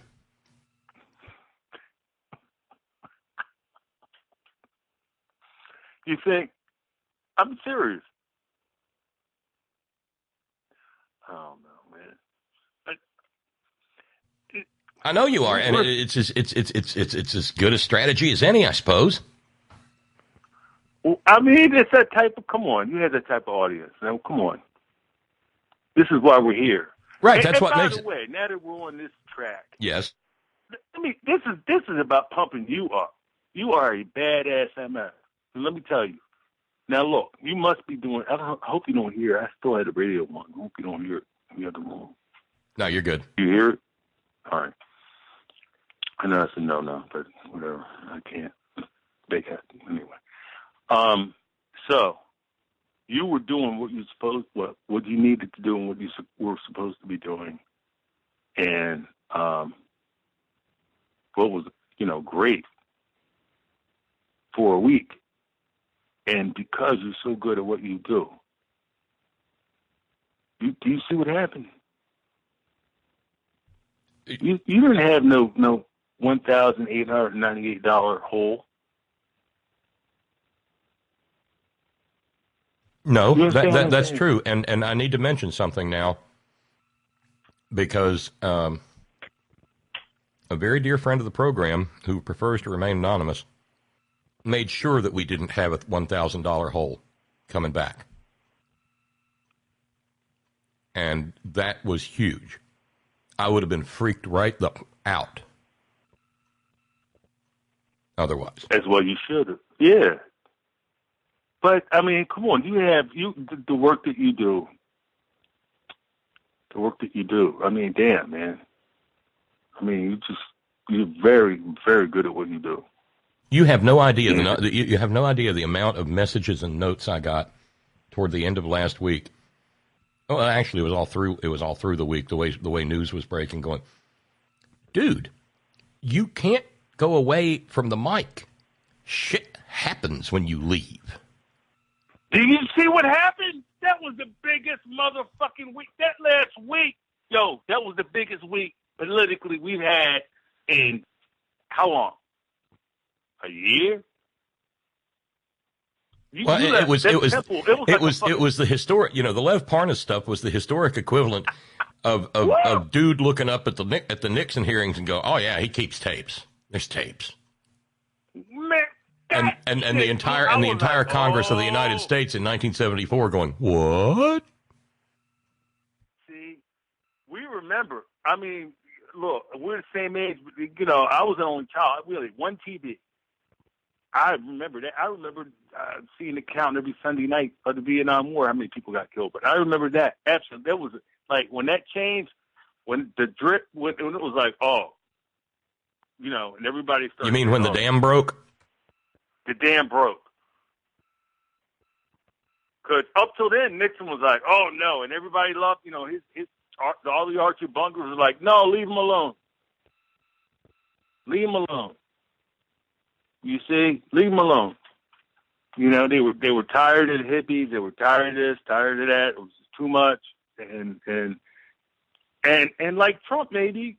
Let's see. He's done. What did he do that was okay? There must be something that he's done. Okay, the prison reform thing. All right, fine. No, I'm willing to give people credit where credit is due, because unlike the other side, we're fair. So, but beyond that, and there's also, since where maggots are concerned, we're also sane. They're not. Oh, were there? Oh, and by the way, you have been answered by Ron and Raleigh. Subject line: I do not self-report, and sends me a link to pronounce a New York Daily News article. Pronounce Devin Nunes's correct name correctly, and signs off saying, Happy New Year, Brother Todd. Man. I do not All right, self-report. see, I feel bad now. I'm going to have to say his name properly now. I mean, the way he wants his name to be said. But he's such a disgusting individual. But I will do that. You could just look here. Look, I'm all about solving problems on this program. And so why don't we just agree not to call him Nunez, and just call him that, and everybody will know when we refer to him, just call him that beady-eyed little motherfucker. I like that. Or that beady-eyed little fucker from the Central Valley of California. Or since it's got since it's got an alliterative quality, we could call him that beady-eyed little fucker from Fresno. Man, his eyes just give him away, man. I mean, you cannot be fully functioning and a fully actualized human being with eyes that close. It's unattainable. It is rodentish. It is. All he needs is the whiskers and a little longer nose. Oh my God. Yeah, is it rodent? Wait, is it rodentish or rodentian?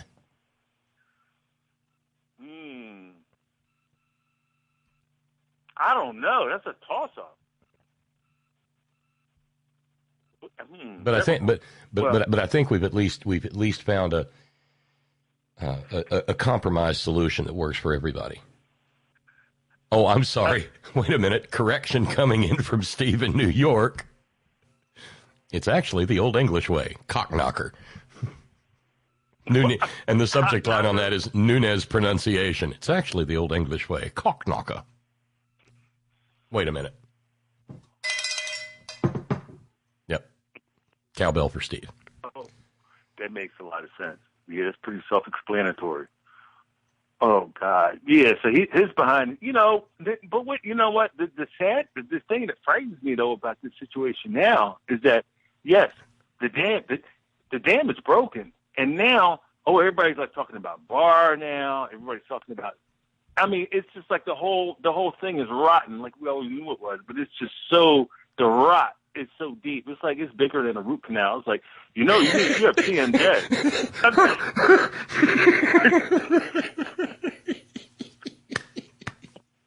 Oh, Jesus, it's bigger than a root canal. We're going to have to go excavate and find a skull that will fit your jaw. No, it's some fucked up shit, man. But thank God for 3D printers. All right. And you started something, damn you. Damn you. Lee in New York, Devin's new name. How about Mitch's little press snitch? Ooh. Scott in San Diego offering up Devin Looney Tunes. Oh, all you fuckers are getting sued. Do you know that? Devin Nunes is going to sue your ass, tilde or no tilde. But I will submit this as evidence. Oh wait. Okay. Since we were talking about rodents and stuff. Yeah. I found a fascinating piece of trivia because I've been down for 6 weeks. I've been down the history rabbit hole doing my research on Henry and the Plantagenets and their origins. Well, there's a line in the play where Eleanor says, we could populate a country town with country girls who've borne you bastards. And he did. He had a lot of bastard sons, and one of them was William something, and he remained loyal to John when the barons were revolting. And popular legend had always said that he died, this bastard son of Henry II, he died of being poisoned. It's not like it didn't happen back then. That was a big deal. And so a few years back, they opened his tomb, and this is really gross. I'm so fucking over dinner for a couple of time zones with this one. When they opened his tomb, they found the desiccated, preserved carcass of a rat in his skull. So naturally, because science, they tested the rat. And the rat had traces of arsenic in it. Oh! That it got by gnawing on dude's noggin. So he probably was poisoned. Well, let me ask you this: when because you had you're into OE English literature, so apparently the teacher I had in junior high was really, I didn't know at the time, but she was just amazing. Like, she only did it because she wanted to, and she made a big deal about talking about poisoning in that era. And how big it was. Like, they really had it down with the arsenic, like a little, because it builds up. It's got like a half-life thing, whatever. Yeah. It builds up in your body. So, did you learn that when you were studying that type of literature?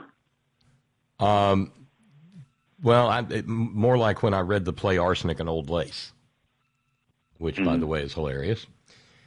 And we have been corrected once again by the ad hoc research department of the Horn Family Community Congregation, Steve in New York.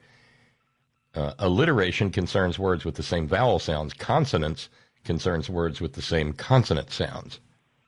Please make a note of it. So I will, but I'll probably make the mistake again. Well, I have a question then. All right, so a common phrase is alliteration. So what is the contrast to that? consternation? I don't know. I've got homework after the program now. Do you understand what I'm saying? Is that Yeah. a legitimate question? I always thought alliteration. Or I always thought consternation. alliteration was, like Fresno fuckwit.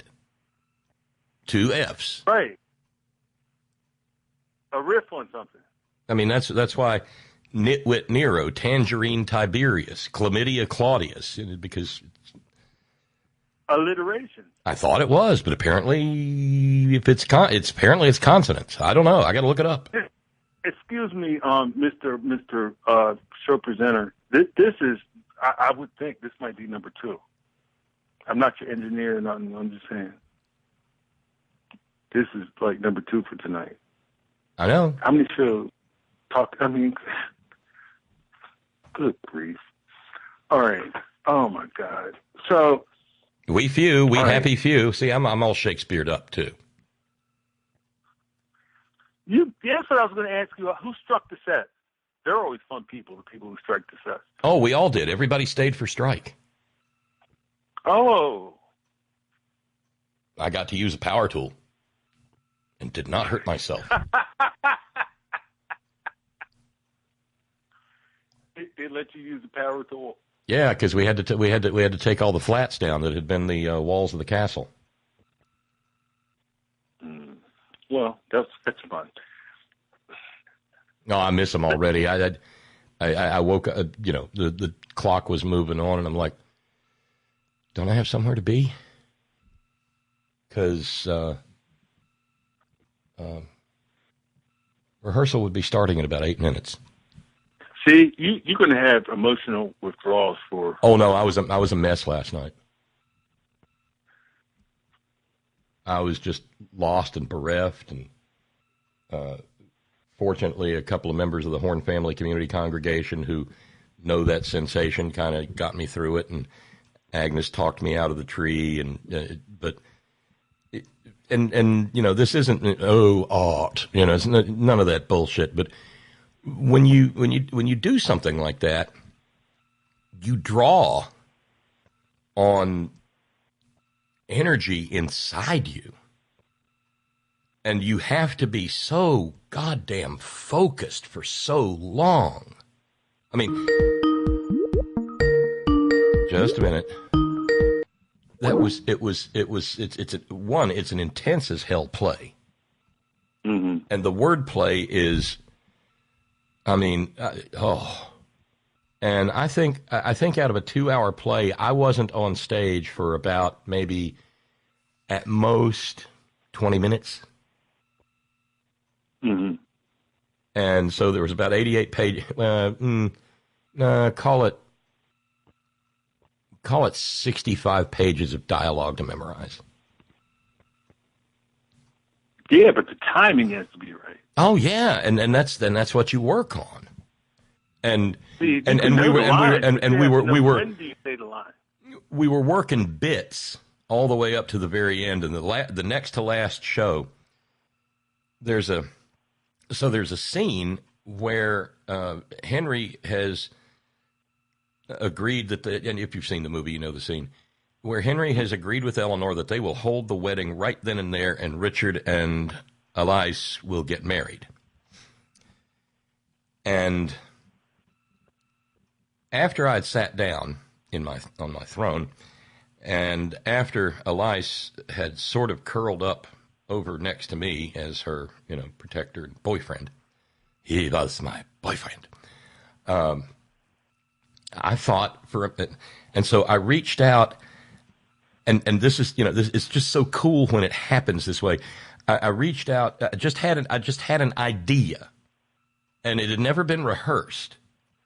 And I just reached out and put my hand on her shoulder because I thought I could read her face, and she was way deep into it, and she was fucking pissed at being in character at being used the way she was being used. And so I just reached out my right hand and put it on her shoulder, and she immediately just and pulled that shoulder away. I mean, any guy who's ever had an argument with his girlfriend, guy, girl, girl, doesn't matter. Right. But you don't touch me. And we came off stage and looked at each other, and I said, that worked. And she said, yes. And so I did it again yesterday, and it was perfect. It was perfect. Just this perfect, teeny tiny little 1.5-second piece of business. But all those little pieces of business come together. And I got to, that shit is exciting. And I got instead of verbal improv, that's physical improv. Yeah, and I got to play. I got to play drunk on stage. That was a blast. And he has to run off stage because he's about to puke at the end. So we set it up all through it with him drinking and drinking and drinking and drinking, wine, brandy wine, whatever. Were you fake drinking? Oh yeah. The brandy wine was decaffeinated tea, and the mulled wine was just. But you were still consuming the liquid. Oh yeah. Okay.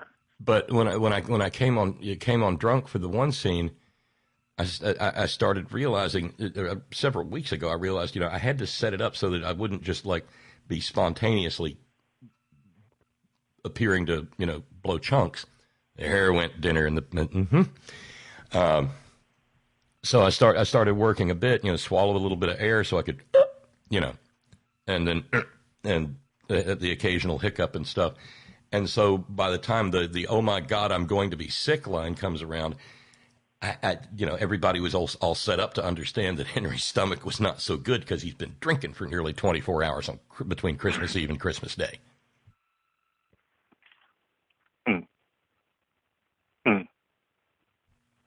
And it was a blast. It was an absolute delight.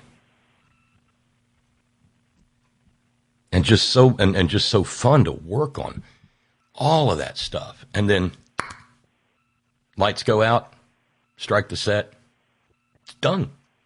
And you're still left with all that stuff. And like I said, I'm going to be a while getting Henry out of my system. Maybe where you are needs a theater company. Who knows? Well, there's a little theater group in Fayetteville. They just don't do much. Mm-hmm. But it had been a while since I did anything, and apparently I can still do it. That was nice. Well, we have a new venue coming up around here. One of my friends, and it's going to help with folks who are dealing with abuse and things like that, so they can do. I mean, it's not a class school or anything like that, but it still gets the emotions out, and that's a great thing. Everyone's happy for you, and man, you can tell that anyone who's ever been on stage, it's a big deal. That's a big deal, especially when it clicks. Like you just described. Oh, wow. It's better than whatever drug you can mention, or the finest, potables. It's better than any of that. That's energy, man. Yeah, that is energy. That's and you can't describe. It's it. It is it. It's it. Yeah. So, I don't know what else to say. This whole wow. We have to I don't know what we have to do except to watch what these folks do and see how they cheat and steal. And I just I'm talking about Parnas and all that other stuff now. And I know you want to take a call and I need to get off the phone, but this Parnas thing. I mean, he just seems so credible because he is so creepy. I mean, and because of course the standard answer is, well, because I haven't done my Trump. I've done a week of doing my Henry voice, and I haven't done Trump. I haven't done my stupid Trump voice during the whole program yet. And when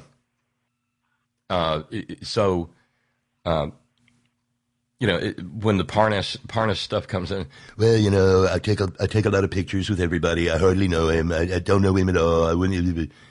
And then lo and behold, I see a photograph of, from like 15 years ago or more.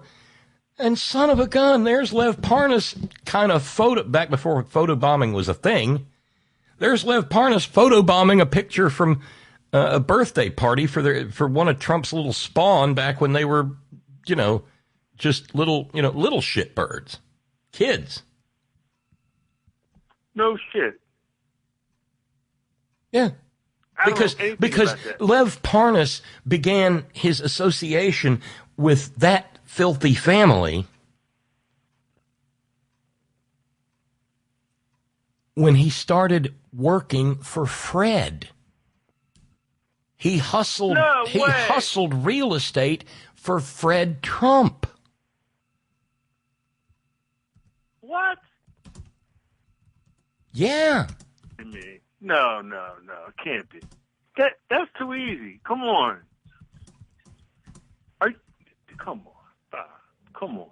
I'm not kidding. I mean, I don't think it was Photoshop. Oh my God! Oh, you're bringing me. Wait a minute. Before we got off on those tangents about they're not tangents, but man, everyone, including myself, I mean that was a great trip, and I know that was a real trip. Trip like 3 different ways: geographically, spiritually, a bunch of different ways. But before we got off on that's what I want to talk about, the deepness. This is a little bit really fucking deep now. And when I say that, what I'm saying is that we have to think about our Supreme Court. We have to think about, just. Oh, you mean you mean old balls and strikes? Now, Roberts wants. Pardon me. You mean old balls and strikes? Yes. Listen, this is what I'm concerned about. See, and I don't even know if that's the right word. I have to develop a new lexicon for this, new vocabulary. Because now, I remember he was unable to fulfill his duties for that Negro, and they had to do it in private to get it right because he was just so shocked. So, okay, fine, move beyond that. It wasn't that long ago. So now we have this whole injustice against our whole nation, basically, a whole body politic, just who we are, really. And it looks so deep. Remember we used to talk about this? Like, how deep is this? How deep in Congress does this go? These people are going to, we had senators going to Russia on the 4th of July. Why? What the fuck? Why aren't you home drinking beer and eating ribs like normal people? Or if you don't eat ribs, eat some hummus, whatever. What the fuck? But... Yeah, because vegan Republican senators are a thing. That's a fucking cow. If you insist. They're not eating... It is, because they're not eating no hummus. I'm sorry. All right. So, yeah, it's funny as shit. Yeah, so, why? How is where's his head at? How does he want to go down in history? He's going to have to make some big decisions. He's a Republican. He doesn't give shit about history.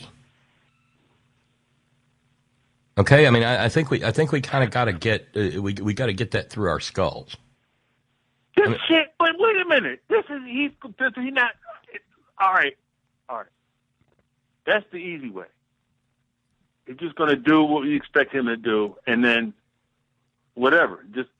But that looks awful. Do you know how that looks? Oh, do you know?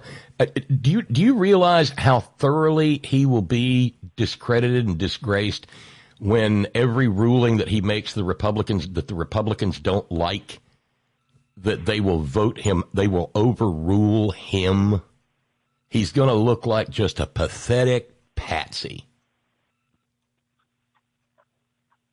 And so that's probably why they're trying to set it up so that they don't have to do it. I had a note from Lady B a minute ago asking me to kind of take a run at this business of McConnell's plan. Mm-hmm. McConnell lays out rules for Trump's Senate trial, allowing for a vote on witnesses' documents. That's what we're talking about, basically. Yeah, right. And Lady B said, fill us in on what's up with this. Well, what they've got to do, the main part of that is that they're going to get, 12 hours per side for arguments, 4 hours of debate, or 16 hours of questioning, but not of the witnesses. And then 4 hours of debate and a vote on witnesses. And it's all, and like I said earlier, it's all a damn fig leaf. The whole thing is a fraud. It is a cover-up.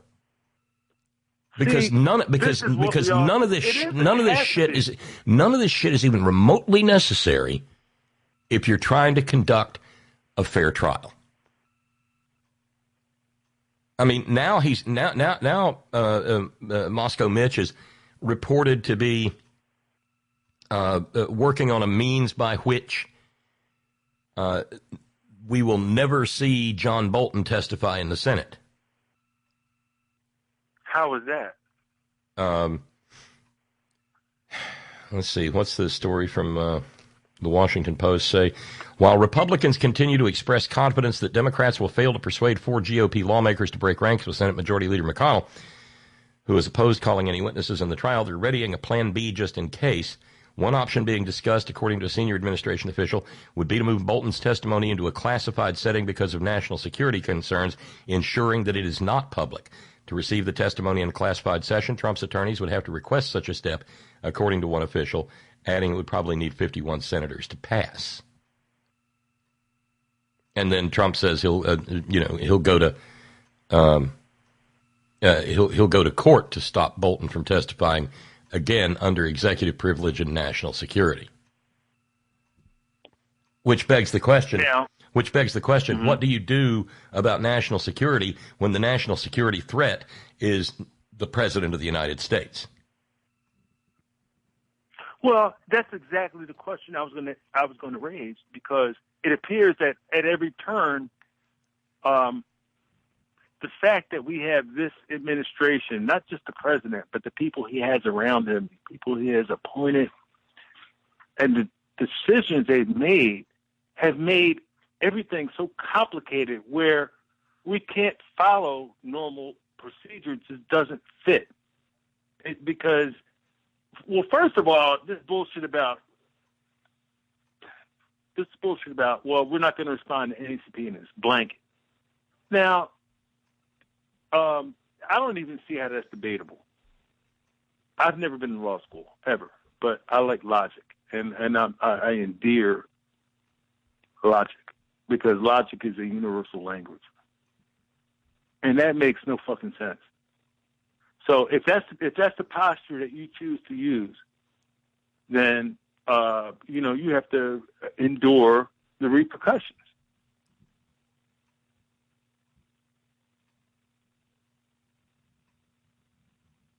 One would think, yes. Now, so what do they expect? In other words, at every turn, this has been, and I hate this shit, this projection shit, this actually has been a coup. Yeah, and there's I'm not trying to engage in hyperbole here, Todd, but there is a reason to feel like this country is done if McConnell and Trump get away with this. Well, there is. There is. When people say Congress is broken now, it's really not Congress. It's Mitch McConnell. There are bipartisan bills on his desk. Yeah, and the Senate, the House isn't broken. The Senate is. I mean, we've reached a point where, I know why the framers designed the House and Senate the way they did. They were pretty clear about it. But that was a very different time, and it was manageable. You cannot effectively make tens of millions of Americans non-entities by operation of the rules of the Senate. It can't go on. It can't last. No, it can't. Because it can't. Because when two senators who represent maybe 3 million people can control a body where two other senators represent 20 million people, the level of inequity just it rises to unsustainable proportions. and it just gets worse. And this is why we're in a chronic state of constitutional crisis. It started off acute, right, and now it's chronic. And because all these choices are messed up, like we shouldn't have to be making these choices. We should not be put in this position at all. Period. But we are. And now we have to figure this out without being disrespectful of each other and without being violent. But nevertheless, we are in fact, a constitutional crisis. And the fact that we have too many people, a significant amount of people who don't even understand the fact that we are in this crisis, because I can foresee where, well, you know what, they're going to make us impeach him again. Because this is new information. I think there's reason to think that will happen. I don't see how it cannot happen. The way this stuff is coming out now, you see, the pus is coming out. You know, we have a search warrant for, pus substance A, right? And now we got B, C, D, E, F, all the way down the alphabet. They're coming down the road, but, we just have the search warrant for A and B. Right. But we see the rest of the alphabet coming down the road. Well, I mean, I don't know. Once they listen, if there's anything, and there kind of has to be, of note in the Parnas recordings, how does the House take that and do nothing? How do you not craft it? And what I said months ago, Todd, when these cases come final, that are making their way through through the Supreme Court process, when these things come final, how in the hell do you not act on those? Because once you've got judicial finality, the Supreme Court is the final word. And once the final word is that he violated the fuck out of the law all over the place, even just in ignoring the subpoenas, how do you not impeach? See, that's a wonderful question. Scenario that you have presented, because either way, this is going to shape the country. What's happening now is going to shape the country. That's what you mean, right? Yeah. I mean, good or bad? It's a duty thing. You've got to make it possible for the American people to understand the grave threat that the Constitution faces, and that there are things that are intolerable even by a president. I mean, Jesus Christ, did you see? So he put out an MLK Day tweet today. I didn't see it. Well, get your hockey puck. It was exactly 3 years ago today, January 20th, 2017, that I was sworn into office. So appropriate that today is also MLK Jr. Day. African-American unemployment is the lowest in the history of our country by far. Also, best poverty, youth, and employment numbers ever. Great. What's the real tweet, Pop? That's the real tweet. No, I'm serious. Like, we joke around. No, I'm not fucking with you. He started off saying he's been in office for 3 years. Yes. He marked MLK Day by praising himself for being in office for 3 years, because it's January 20th, and we inaugurate presidents on the 20th of January. Mm-hmm. So, okay. Jesus Christ. Wow. He equated himself to a man who gave his life for civil rights and civil liberties. And I'm just going to say this. Don't hope nobody be hating on me for this. But the idea of the son of a Klansman touting lowest African-American unemployment Well, I'm only surprised he didn't say lowest African American unemployment since 1865.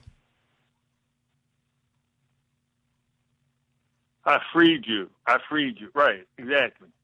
Because, back in what Fred Trump would have considered the good old days, and Donald Trump considers the good old days, you know what African American unemployment was before 1865?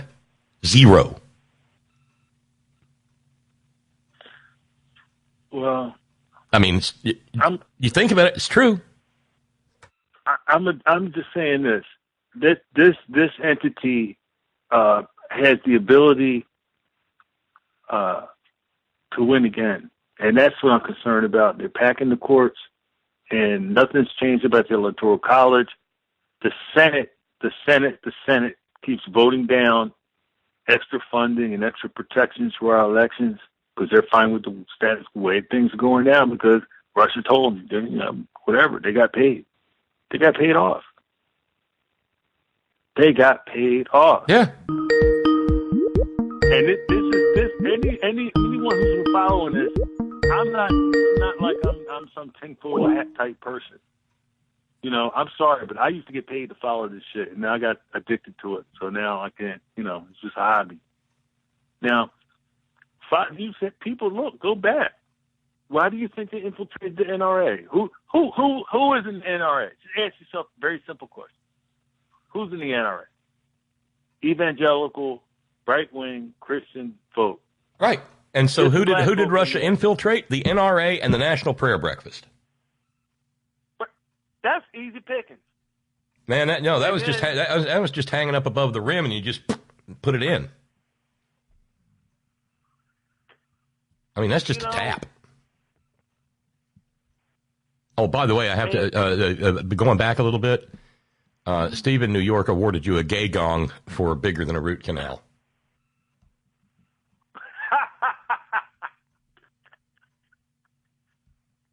And Ralph says, I'm very concerned that the right-wing Supreme Court judges will just say, fuck it, let's just give Donnie what he wants and rule in Trump's favor on these various court cases. There's a distinct possibility that they can because, and this is twisted reasoning. Who said that? Wait, who said that? That was Ralph's.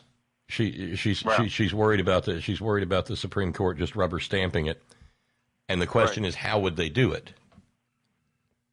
Because they can. Well, but they have to. Oh, they have to give rationale. They have to. They have to come up with an excuse, and for that we need to go back to the year 2000. If you go and you read Bush v. Gore, you will find therein a statement by the Supreme Court that this case is not precedent and this case is never to be used or cited or referred to in support of any other legal argument, or words to that effect.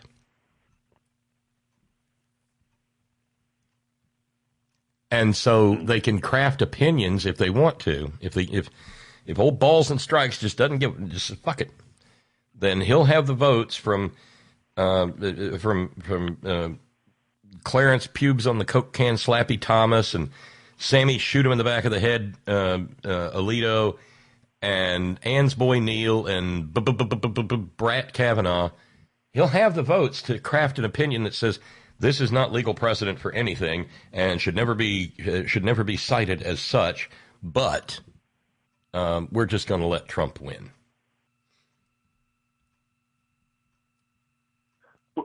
I'm glad that she brought that up.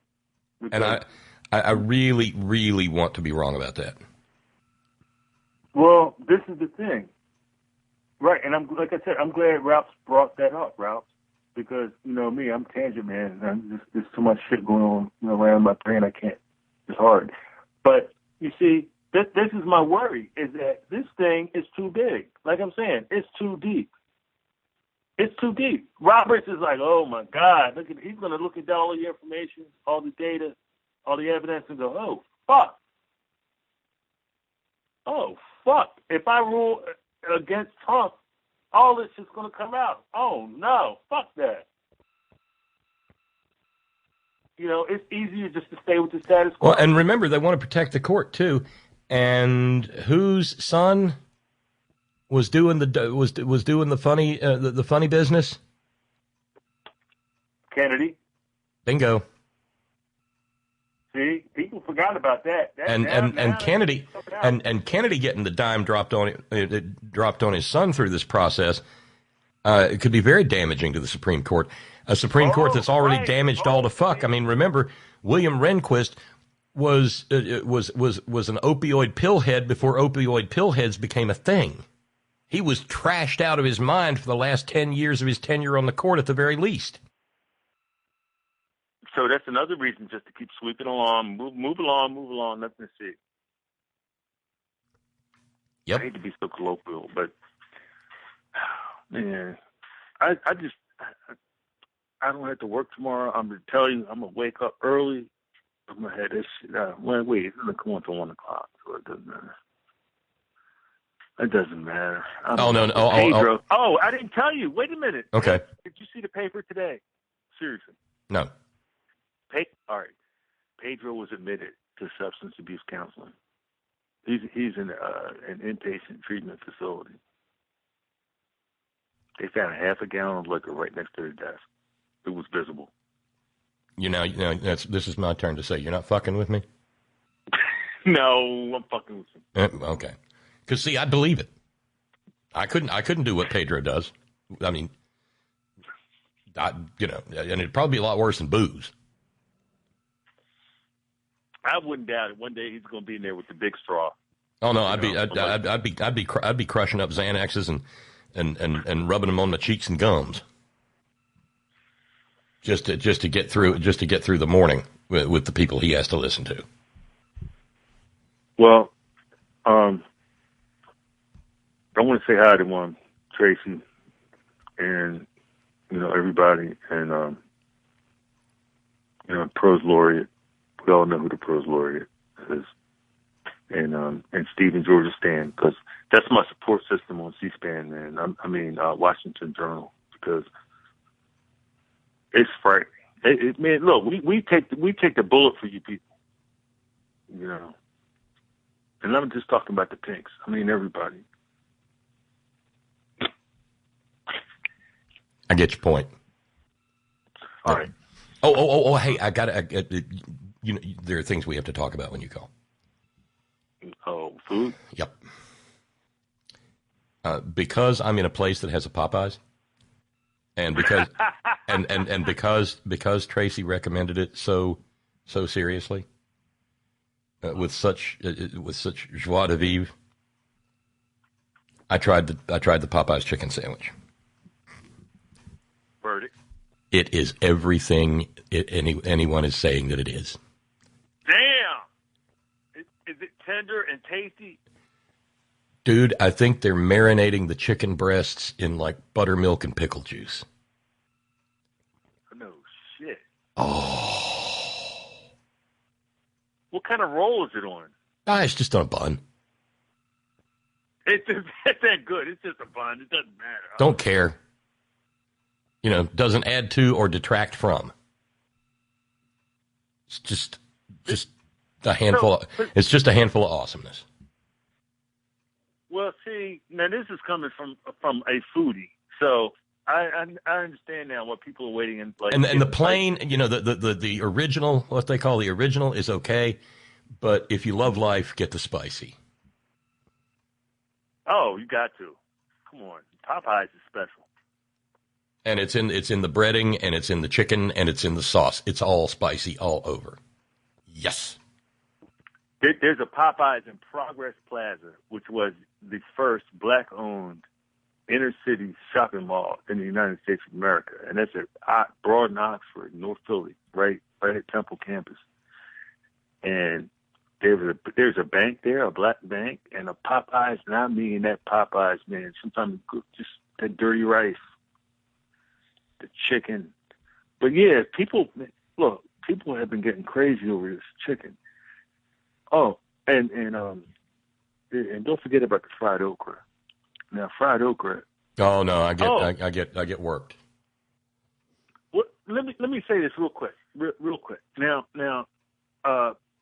acquire the best green beans you can get. The French green beans, the good ones. Some okra. Put them in a nice pan, stainless steel preferably because of what you're going to do with it. Or you can use cast iron if you want. All right, steam them quickly. Get them done. Just steam them. Blanch, steam. A little bit of water. Then you already had the jasmine rice cooked. You already have the pot of that. That's done. Put that on the plate. Put the vegetables on top of the rice. Put a nice little amount of Hoisin sauce on it. That could be tasty. Yeah. It's simple. It's and I found a little Chinese place down here that does just wonderful, because I love the dish in the first place. But this is the best I've ever had. Singapore rice noodle. With the curry. Describe the flavor. Well, it's got the curry powder, and it's got little tiny pieces of roasted pork and chicken, really tender chicken in it, and sometimes shrimp. But it's just a noodle bowl with a lot of curry. Yeah. And it's those little itty bitty, teeny tiny, thin rice noodles. Oh, yeah, heavenly. That's the good stuff. And I'm pretty sure when I get back home, I will not be able to get that at OK Chinese. Okay. They're going to change their name soon. Marginally acceptable Chinese. That's it. That's the best name. But anyway, that Popeye's chicken sandwich is, and here's what I was the young woman in the cast. We were talking in the dressing room. Everybody, and she said, "Well, I had because our director was eating a Popeye's chicken sandwich," and she said, "I haven't had one of those yet. I always go to Chick-fil-A." And I said, "Well, let me just tell you, don't ever get a Popeye's chicken sandwich, because if you do, you'll never go back to Chick-fil-A, ever."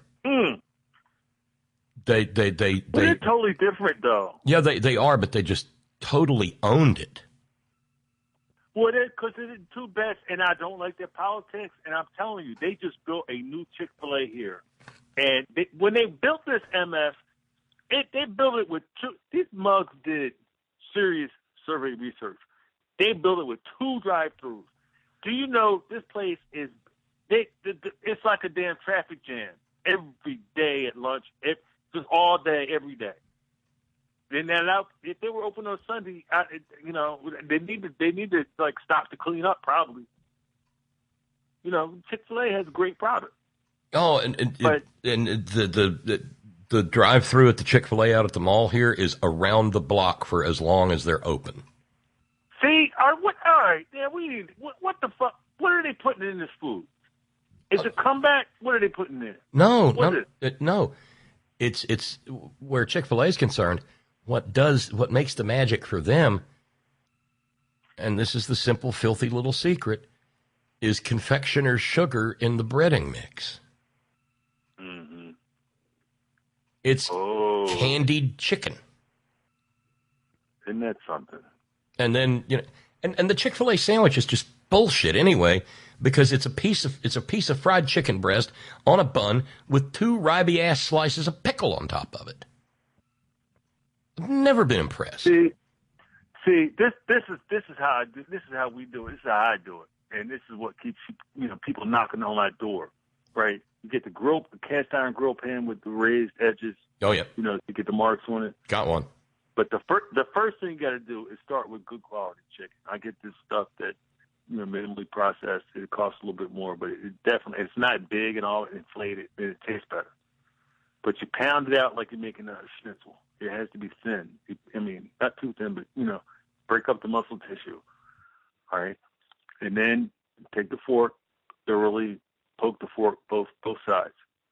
Okay, then you season one side moderately heavy, and don't season the other side, or very lightly.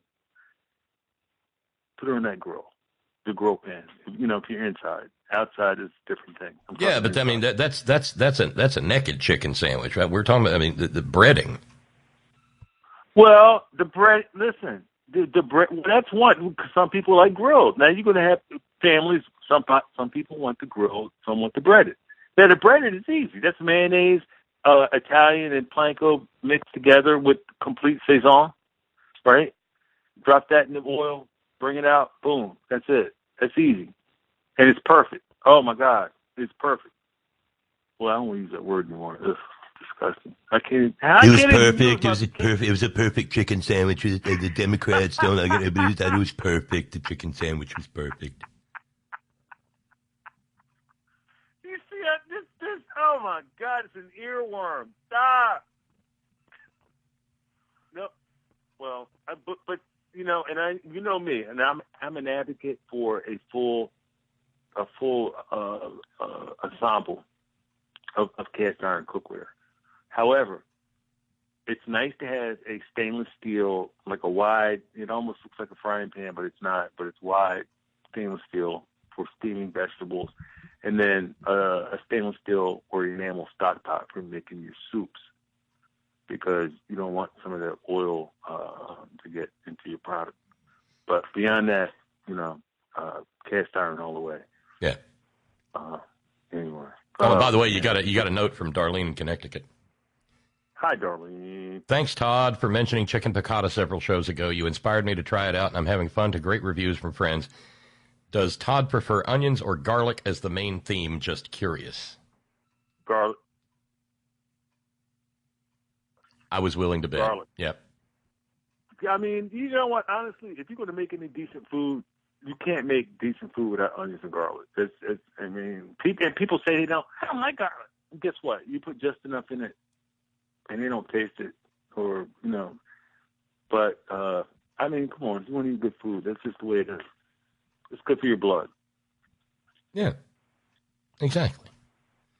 All right, man. All right, man. Awesome conversation.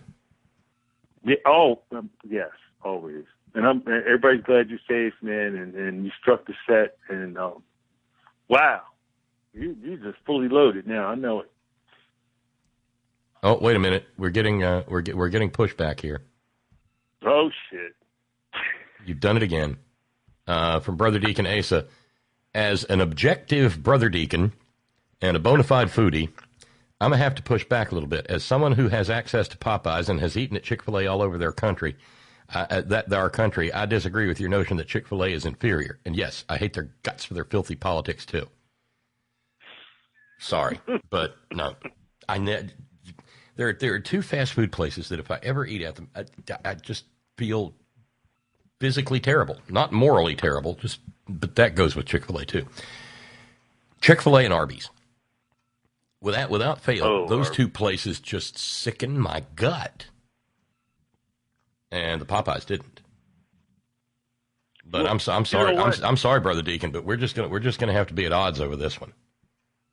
Now look, last night we had French onion soup, real French onion soup, right? Really good stuff. It was with the toasted bread on the bottom, cheese on the bottom, cheese on the top, yes. Under the broiler. The real thing. Oh shit! That shit, man. That shit was us. Oh God, this shit was so fucking good. And the cheesesteaks, good cheesesteaks. Man.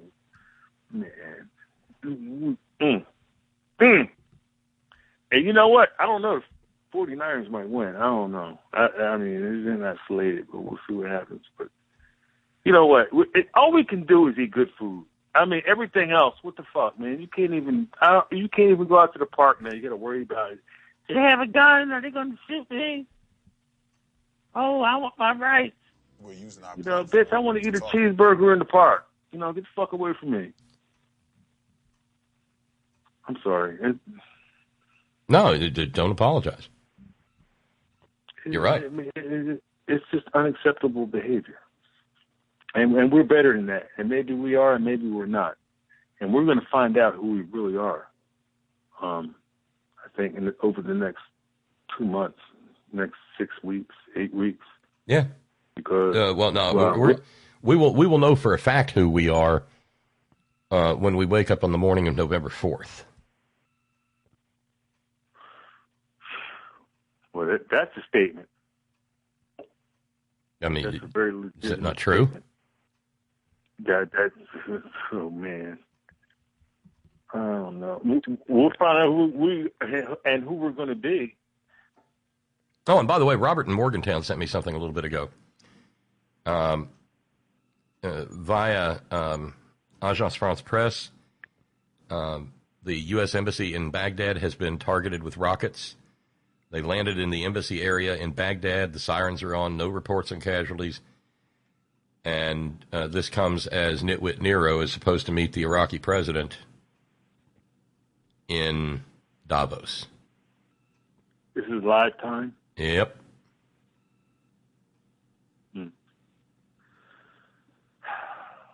Well, hopefully we'll have another election. Hopefully. All right, man. I'm sorry. I'll have more food for you next time. Yeah, you're doing good. Okay. Not to worry. You really got me with the Pedro thing. I mean, I could just believe it. I've been having this vision. I'm telling you, I don't know what happened. I was like, man, I just saw it, and because usually I don't watch, but I saw it. I was like, man, you've had enough of this.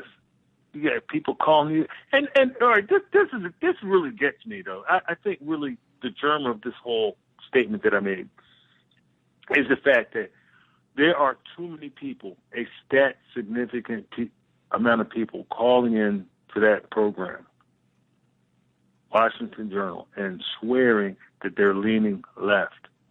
And it's like, it doesn't occur to them that, well, maybe the facts just don't agree with your belief system. You know, I'm sorry you're wrong on some things. Maybe you're right on some things, but maybe not. But whatever. But for the most part, you're just wrong, and you don't like the facts. It's like, why are you quoting this paper? Why are you quoting that paper? All you do is beat up on Trump. And once again, I have to say, from a social science standpoint, you know, if the leader, particular leader, if Trump and his administration, if they engaged in more positive behaviors, there would be more positive news about them. But once again, they insist on chronically engaging in negative and antisocial behaviors. So if you're reporting the news, you're reporting negativity about this administration. But to them, that's not negativity. It's like, yeah, I want to beat up them brown motherfuckers. Yeah, you know. Oh yeah, and that you know that poor dude at CNN. And I mean, I'm not trying to poor mouth him. Manu Raju, who is he goes to great lengths to not be a dick. And great. I mean, he's almost like, I don't even have a dick. I'm No, quit that.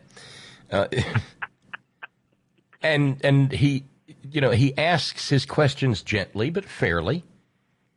And that Martha McSally, who has never, who was not elected to the Senate from Arizona, has the nerve to call him a liberal hack. Please, what? Man, I'm just saying this. I'm just saying, if I saw that woman on the street, I'd be like, oh, that's a nasty, hateful-looking woman.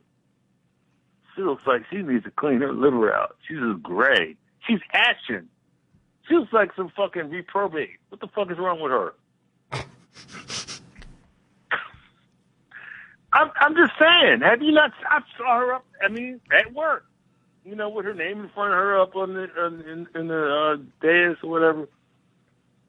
Oh, I know. Oh, and by the way, Ron in Raleigh has weighed in on the chicken sandwich debate. Chicken sandwiches, you say? He says, I'm 268 chicken sandwiches. No, Ron, chicken sandwiches, you say? I myself am a fan of the Hardee's Big Chicken Sandwich. Around here, I heard on a number of occasions.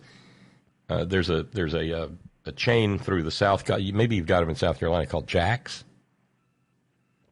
No, I've seen that in Jacksonville. Well, the Jack's chicken sandwich is said to be the be-all and end-all as well. Is that a breaded or grilled? I don't know. I haven't tried it yet. But Jimmy in the Great Northwest says, he says, you're correct. Arby's really, really sucks. And they charge a fortune for all that suckitude. That's what I don't get. I'm going to tell you something. And that's like everybody. That's like everybody who loses their shit over Five Guys. Five Guys is full of shit. Oh my! No. I took a. I brought home burgers for like me, Agnes, Margie, and Ferg, and got fries for everybody. And I'm out of there, and it's like, son of a. Because how do they not get firebombed? That's what I don't understand. That's all I'm saying. Because there's people out there, and like I'm not doing it, but I know volatile folks. But the thing is, I got done with fucking hamburger, and it's slop. It's slop. I figured out I had just paid the same amount of money for 4 hamburgers that I could have paid to sit down at Outback. At a restaurant that they clean, that they sweep the floor. And of course, I mean, I will miss things from around here. Being able to just go get one of my hot dogs anytime I want one is one of those things. But the other thing is the best hamburger I've ever eaten in my life at a little place called Staggs' Grocery. And they're open from 5:30 in the morning to 2 p.m. Monday through Friday. That's too cool. No. And it's just an exquisite hamburger. Just plain, nothing fancy. I mean, you can get bacon, you can get cheese. Nothing out there. You can't get truffles on your hamburger or anything like. It's just plain hamburger, and it's just fantastic. Bob, that sounds great. I had to apologize. I'm sorry, but when you and I heard you mention that establishment before. I don't know, like last week or week before, and I was like, yeah, I had to because I was out with the family, and this one person it was like, if we didn't go to Five Guys, we were not going to get any pizza. So nobody wanted to go there but that person. So we go there, and I was just flabbergasted. I was like, wow, the food is terrible. It's greasy, it's nasty, and it costs how much? I'm like, you are really, in other words, you people laugh at us when we leave. They're like, look at those stupid motherfuckers. They just spent $58 here. Hey, we fleeced another one. I mean, literally. I'm like, wow. You know what? Give me $100 and I'll make you 3 times as much. We had our cast party on Friday night, and I made deviled eggs my way. I don't like everybody up home makes their deviled egg. Yeah, everybody up home makes their deviled eggs sweet, and it's like yuck. Yeah, I mean it's all about the mustard powder and stuff. And then I made pimento cheese. Oh, and I found I was out at Publix, and I found some extra creamy Danish blue cheese, and I worked that into the pimento cheese. Oh my Jesus! That's some gourmet shit. Oh, it was good. It was good. You should call the magazine. That sounds exceptional. Well, I renamed the deviled eggs Plantagenet eggs because the contemporaries of that bunch said that the Plantagenets were descended directly from the devil himself. And so deviled eggs, Plantagenet eggs, see what I did there? Right. And then there's a line where Richard the Lionhearted is gooning on his dead brother Henry, and he refers to his spoon-edged mind and refers to his Roquefort smile. So blue cheese, Roquefort, and right. So I referred to it as young Henry's pimento cheese. Oh, Roquefort, like people say, are you cheesing? Yes. Cheese for the camera. Yeah. See, where else are you going to hear that? Where else are participants of this nation in this I don't know what the hell. I don't know what's going to become. And our young Prince John was just a wonderful young man, and he was age appropriate. He was, John is said to be 16 in the play. There's a line where Elias says he smells of compost and he has pimples, and Henry replies, well, he's just 16, he can't help the pimples, thereby kind of confessing that he does stink. And this young man would painstakingly create makeup pimple effects every night. And what? Yeah, he would create. So they would pop? He would create. No, not so they'd pop. But just, there went dinner. Yep, dinner's taking a beating tonight. No, he just put on these. I guess you'd call it. He created prosthetic zits all over his face. I mean, really, really went the extra mile. And when he jumped out from behind the curtain and yelled "You turd" at his brother Jeffrey.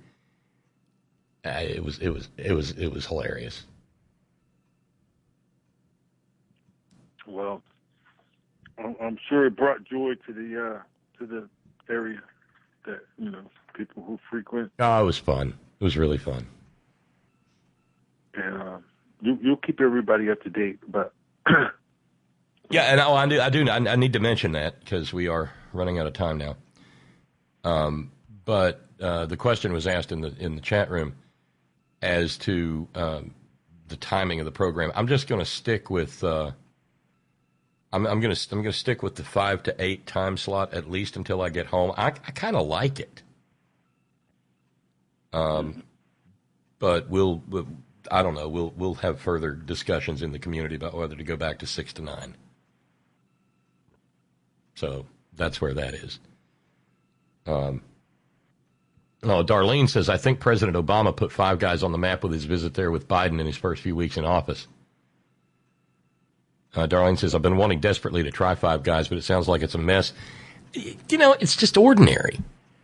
And don't do it. Yeah, and it's, there's nothing special about it, and it costs a fortune.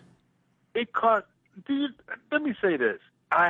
Because I rarely eat hamburgers out because I'm just, I'll be honest, I'm fussy. I'm a very good cook, and I'm just like, man, I'm only going out for certain things unless I'm taking someone out or whatever, blah, blah, blah. Going out with family. Now, what is it? The yellow place with the rocking chairs. Yeah, oh, yes. They have the one near here, they have an excellent burger. Now, it's around close to $10, if you get it right or whatever, but it's worth it. And see, that's the other thing about the Popeye sandwich. It's the cheapest one out of most. It's like $4. That's not bad. No. And that's not bad. And that hamburger from the little local joint. It's a $4 burger, and it's fresh as can be. And then my little local barbecue joint that I love so much. On Mondays, you can get a barbecue pulled pork pig sandwich and a hot dog for $3.50. What? Wait, repeat that, please. Yeah, a full size barbecue sandwich, piled high with pulled hickory smoked pork and the hot spicy slaw, and one of their hot dogs, $3.50. How many days a week can you do that? Every Monday. Shoot. From what time to what time? From Monday opening to Monday close. Because that you can't make it that cheap. It's like 10 from 10 to 8. Man, see, we're gonna have to talk about. We're gonna have, that. This is why there are barbecue shacks, like places only open from, Thursday through Saturday. Yeah, there's a long-standing little fried fish place around here, and you get 3 catfish fillets and a cup of slaw and a baked potato for like $8. Nice big catfish fillets, right? Yeah. This ain't nothing ribey about it. And it's all pond raised and sweet, doesn't have that dirt taste to it. Yeah, that sounds good. Yeah, because that's the two things I can't get in West Virginia is decent barbecue unless I make it myself. And there are no, apart from Long John fucking Silver's, there are no fried fish places, and sure no catfish places. I can tell you a fish story. Oh my God, I was because I was really into the fish then when I was traveling for the job, and I was like, oh my God, this gets worse. Even Pittsburgh, there's still good fish. It's fucked up, but And Elbert in Rhode Island says he says, I used to live near Atlanta. I really miss Zaxby's. Its chicken was great. I haven't had a Popeye's latest chicken. Oh my God, their chicken is good. I had to, Okay, see, I've got one less than 2 miles from me, and I have not tried it, so that has to happen this week. Their chicken's tasty. Yes, it is. And a lot of people like it. They're friendly to the highway patrol, which we all need. But Zaxby's nice and clean. They change the oil a lot. So yes, it's delicious. But we made. Thank you. You helped to pull me through the first program back, and that I can't thank you enough for that. Well, Bob, we can't thank you enough for just getting through.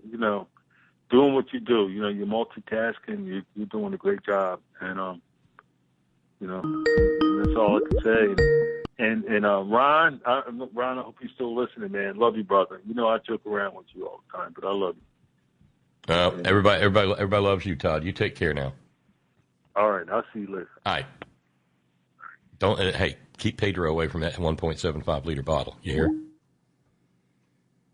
And so, man, we went all over the place, didn't we? It happens. You'll have that. We're just a few minutes before the program's done, but we got down to $250 to go to finish, and we kind of parked there. So we will close the program down $250. It'll be the fundraising goal $450 tomorrow, and hopefully we'll maybe some of the overnight crew will knock it down. But that means we knocked out all but $50 of what was left over from a week ago last Friday. So thank you very kindly for that. Now let's check, and let's here in the waning moments of the program, let's check in with Scott out in San Diego. Hey, Scott. Geez, I thought you had gotten that system worked out so that you could actually call and wait on hold without it ringing in on the air. The last Friday on the front porch was just a bear because it kept crashing. Oh. All right, well. And oddly enough, Skype has not crashed tonight, so I think that may have been part of the problem. Oh, well, anyway. Well, in the waning moments, I've crossed things off of my topics, so I'm down to maybe one or two quick ones.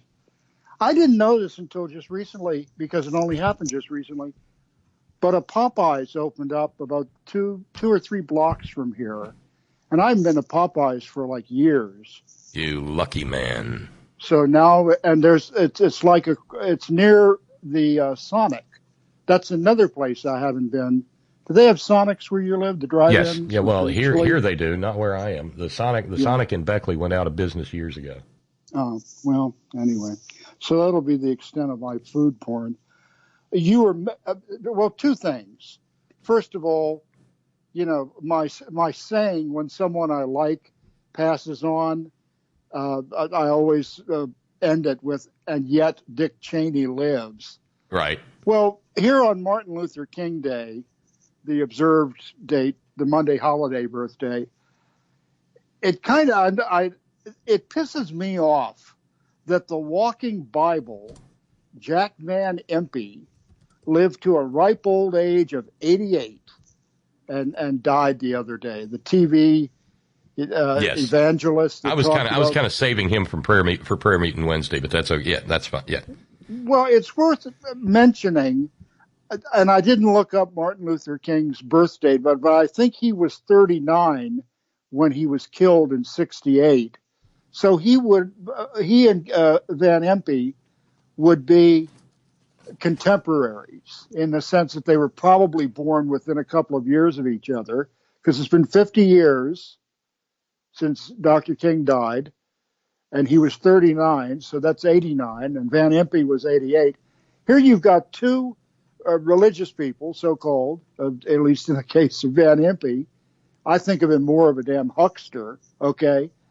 And you've got one that's been upright. The World Tomorrow. Huh? The World Tomorrow.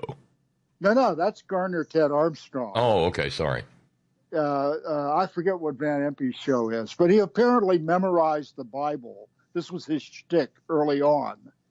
And you couldn't fool him. Like any verse in the Bible, he had committed it to memory from cover to cover. But the point that I'm making, it just pisses me off that, Dr. King has been dead 52 years, and yet Van Impe is only now going on to whatever his reward is. And, I feel bad for Rexella, which is the greatest name for a preacher's wife that there's ever been.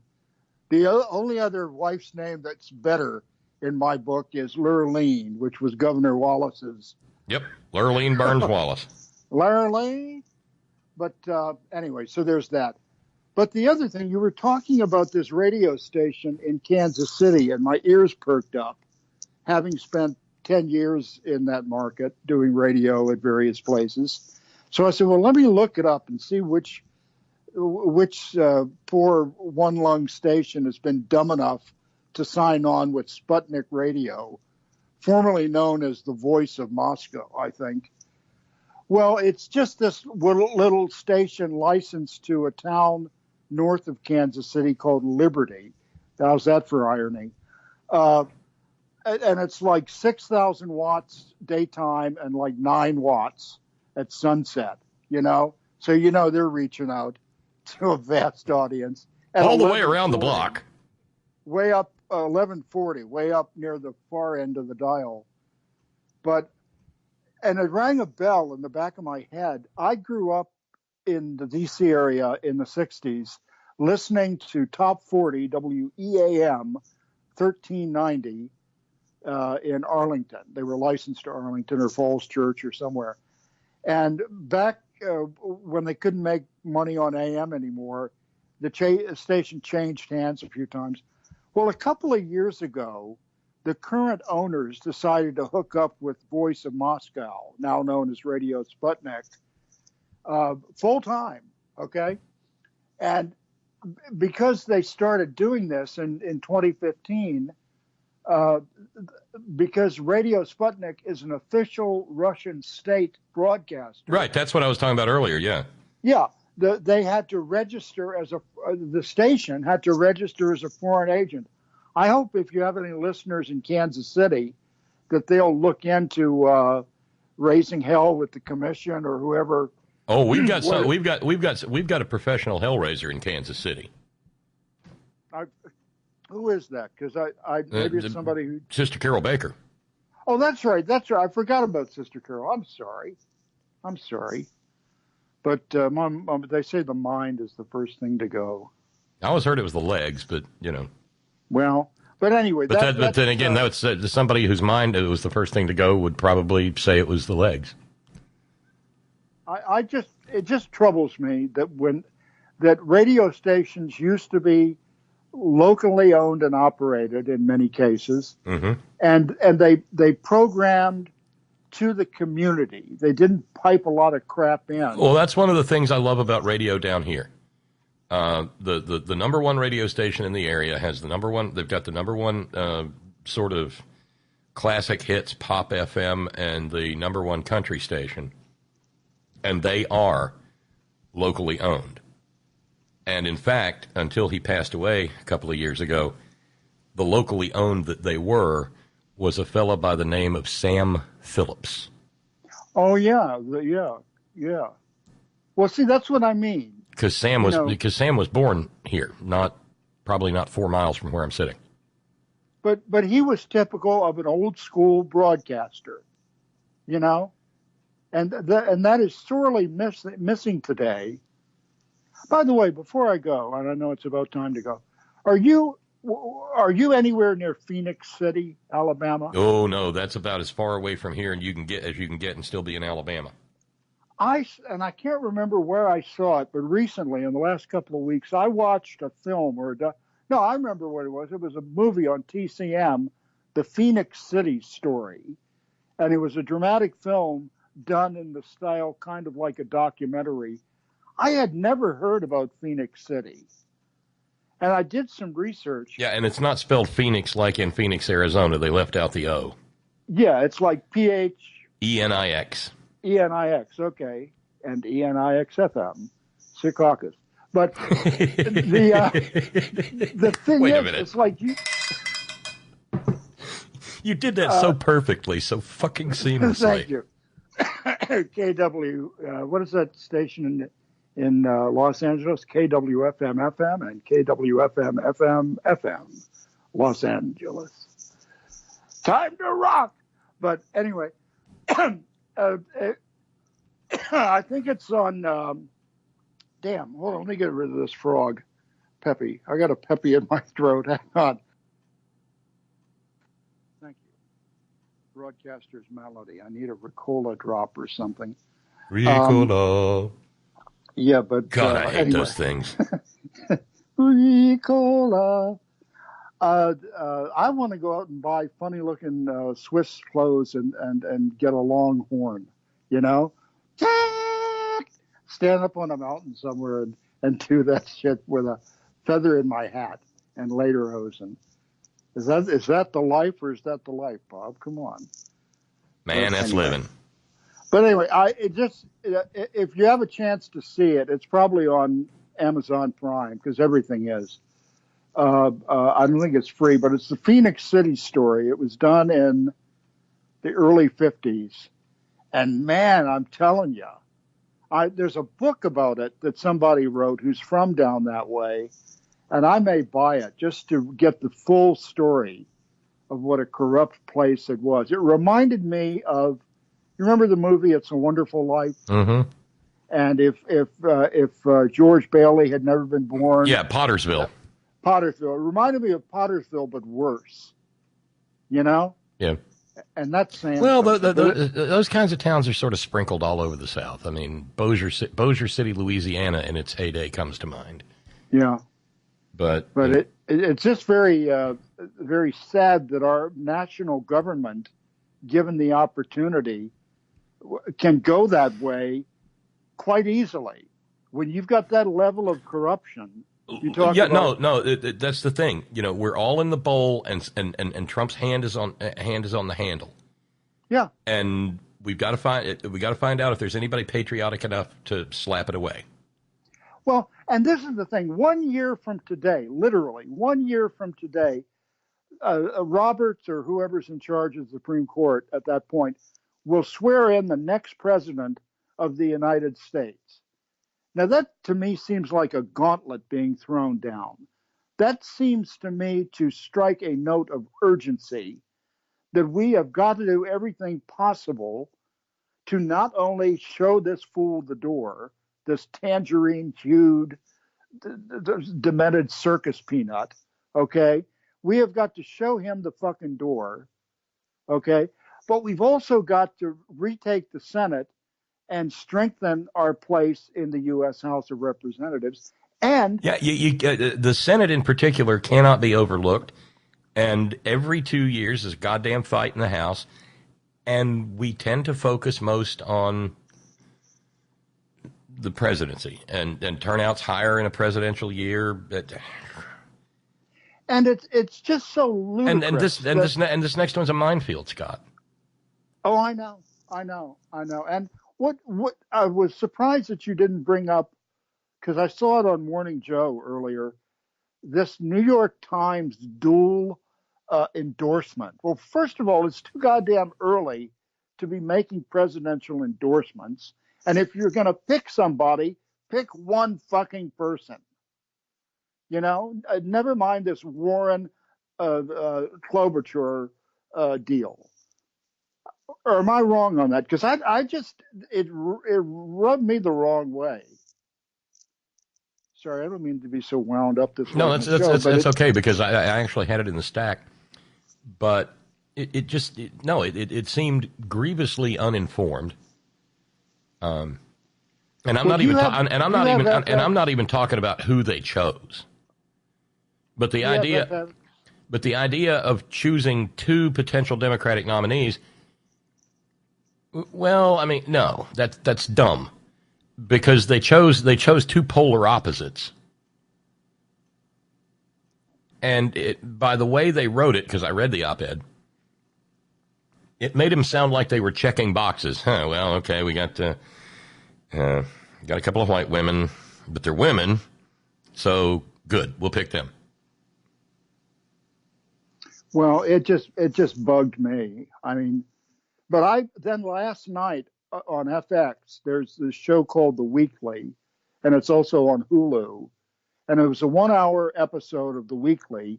And basically, it was the episode of the New York Times editorial board bringing in, I think, 8 or 9 candidates, or maybe it was 6 or 8. Yeah, that's what the endorsement was based on, their interviews. Yeah. Well, watch that. And I know it was heavily edited for time, but it's like, you know, I mean, the New York Times still has some influence in the world, okay? And I don't know about endorsements. I mean, I think they're functionally worthless. But Scott, I got to get out of here, man. No, don't go. You've been gone a week. Yeah, I know, but I can't make it all up in one night. Do you have to pee? Do you have to pee, Bob? Is that what it is? It's been 3 hours, Scott, and I've got a 56-year-old prostate. Okay. Get you a relief tube. All right, Bob, take care. And there went dinner in another time zone. I think we're working on Hawaii. Dinner was gone hours ago. I know, but I think we're working on Hawaii now. Zits and God. All right, man, go ahead. All right. Go pee. Later. Bye now. Oh, I hate making confessions like that. But that's the program. Thanks, everybody, for joining in. Thank you, all of you who listen to the podcast. Thank you for sharing your precious, finite time engaging in the program. Thank you to everybody all of you who keep the program on the air.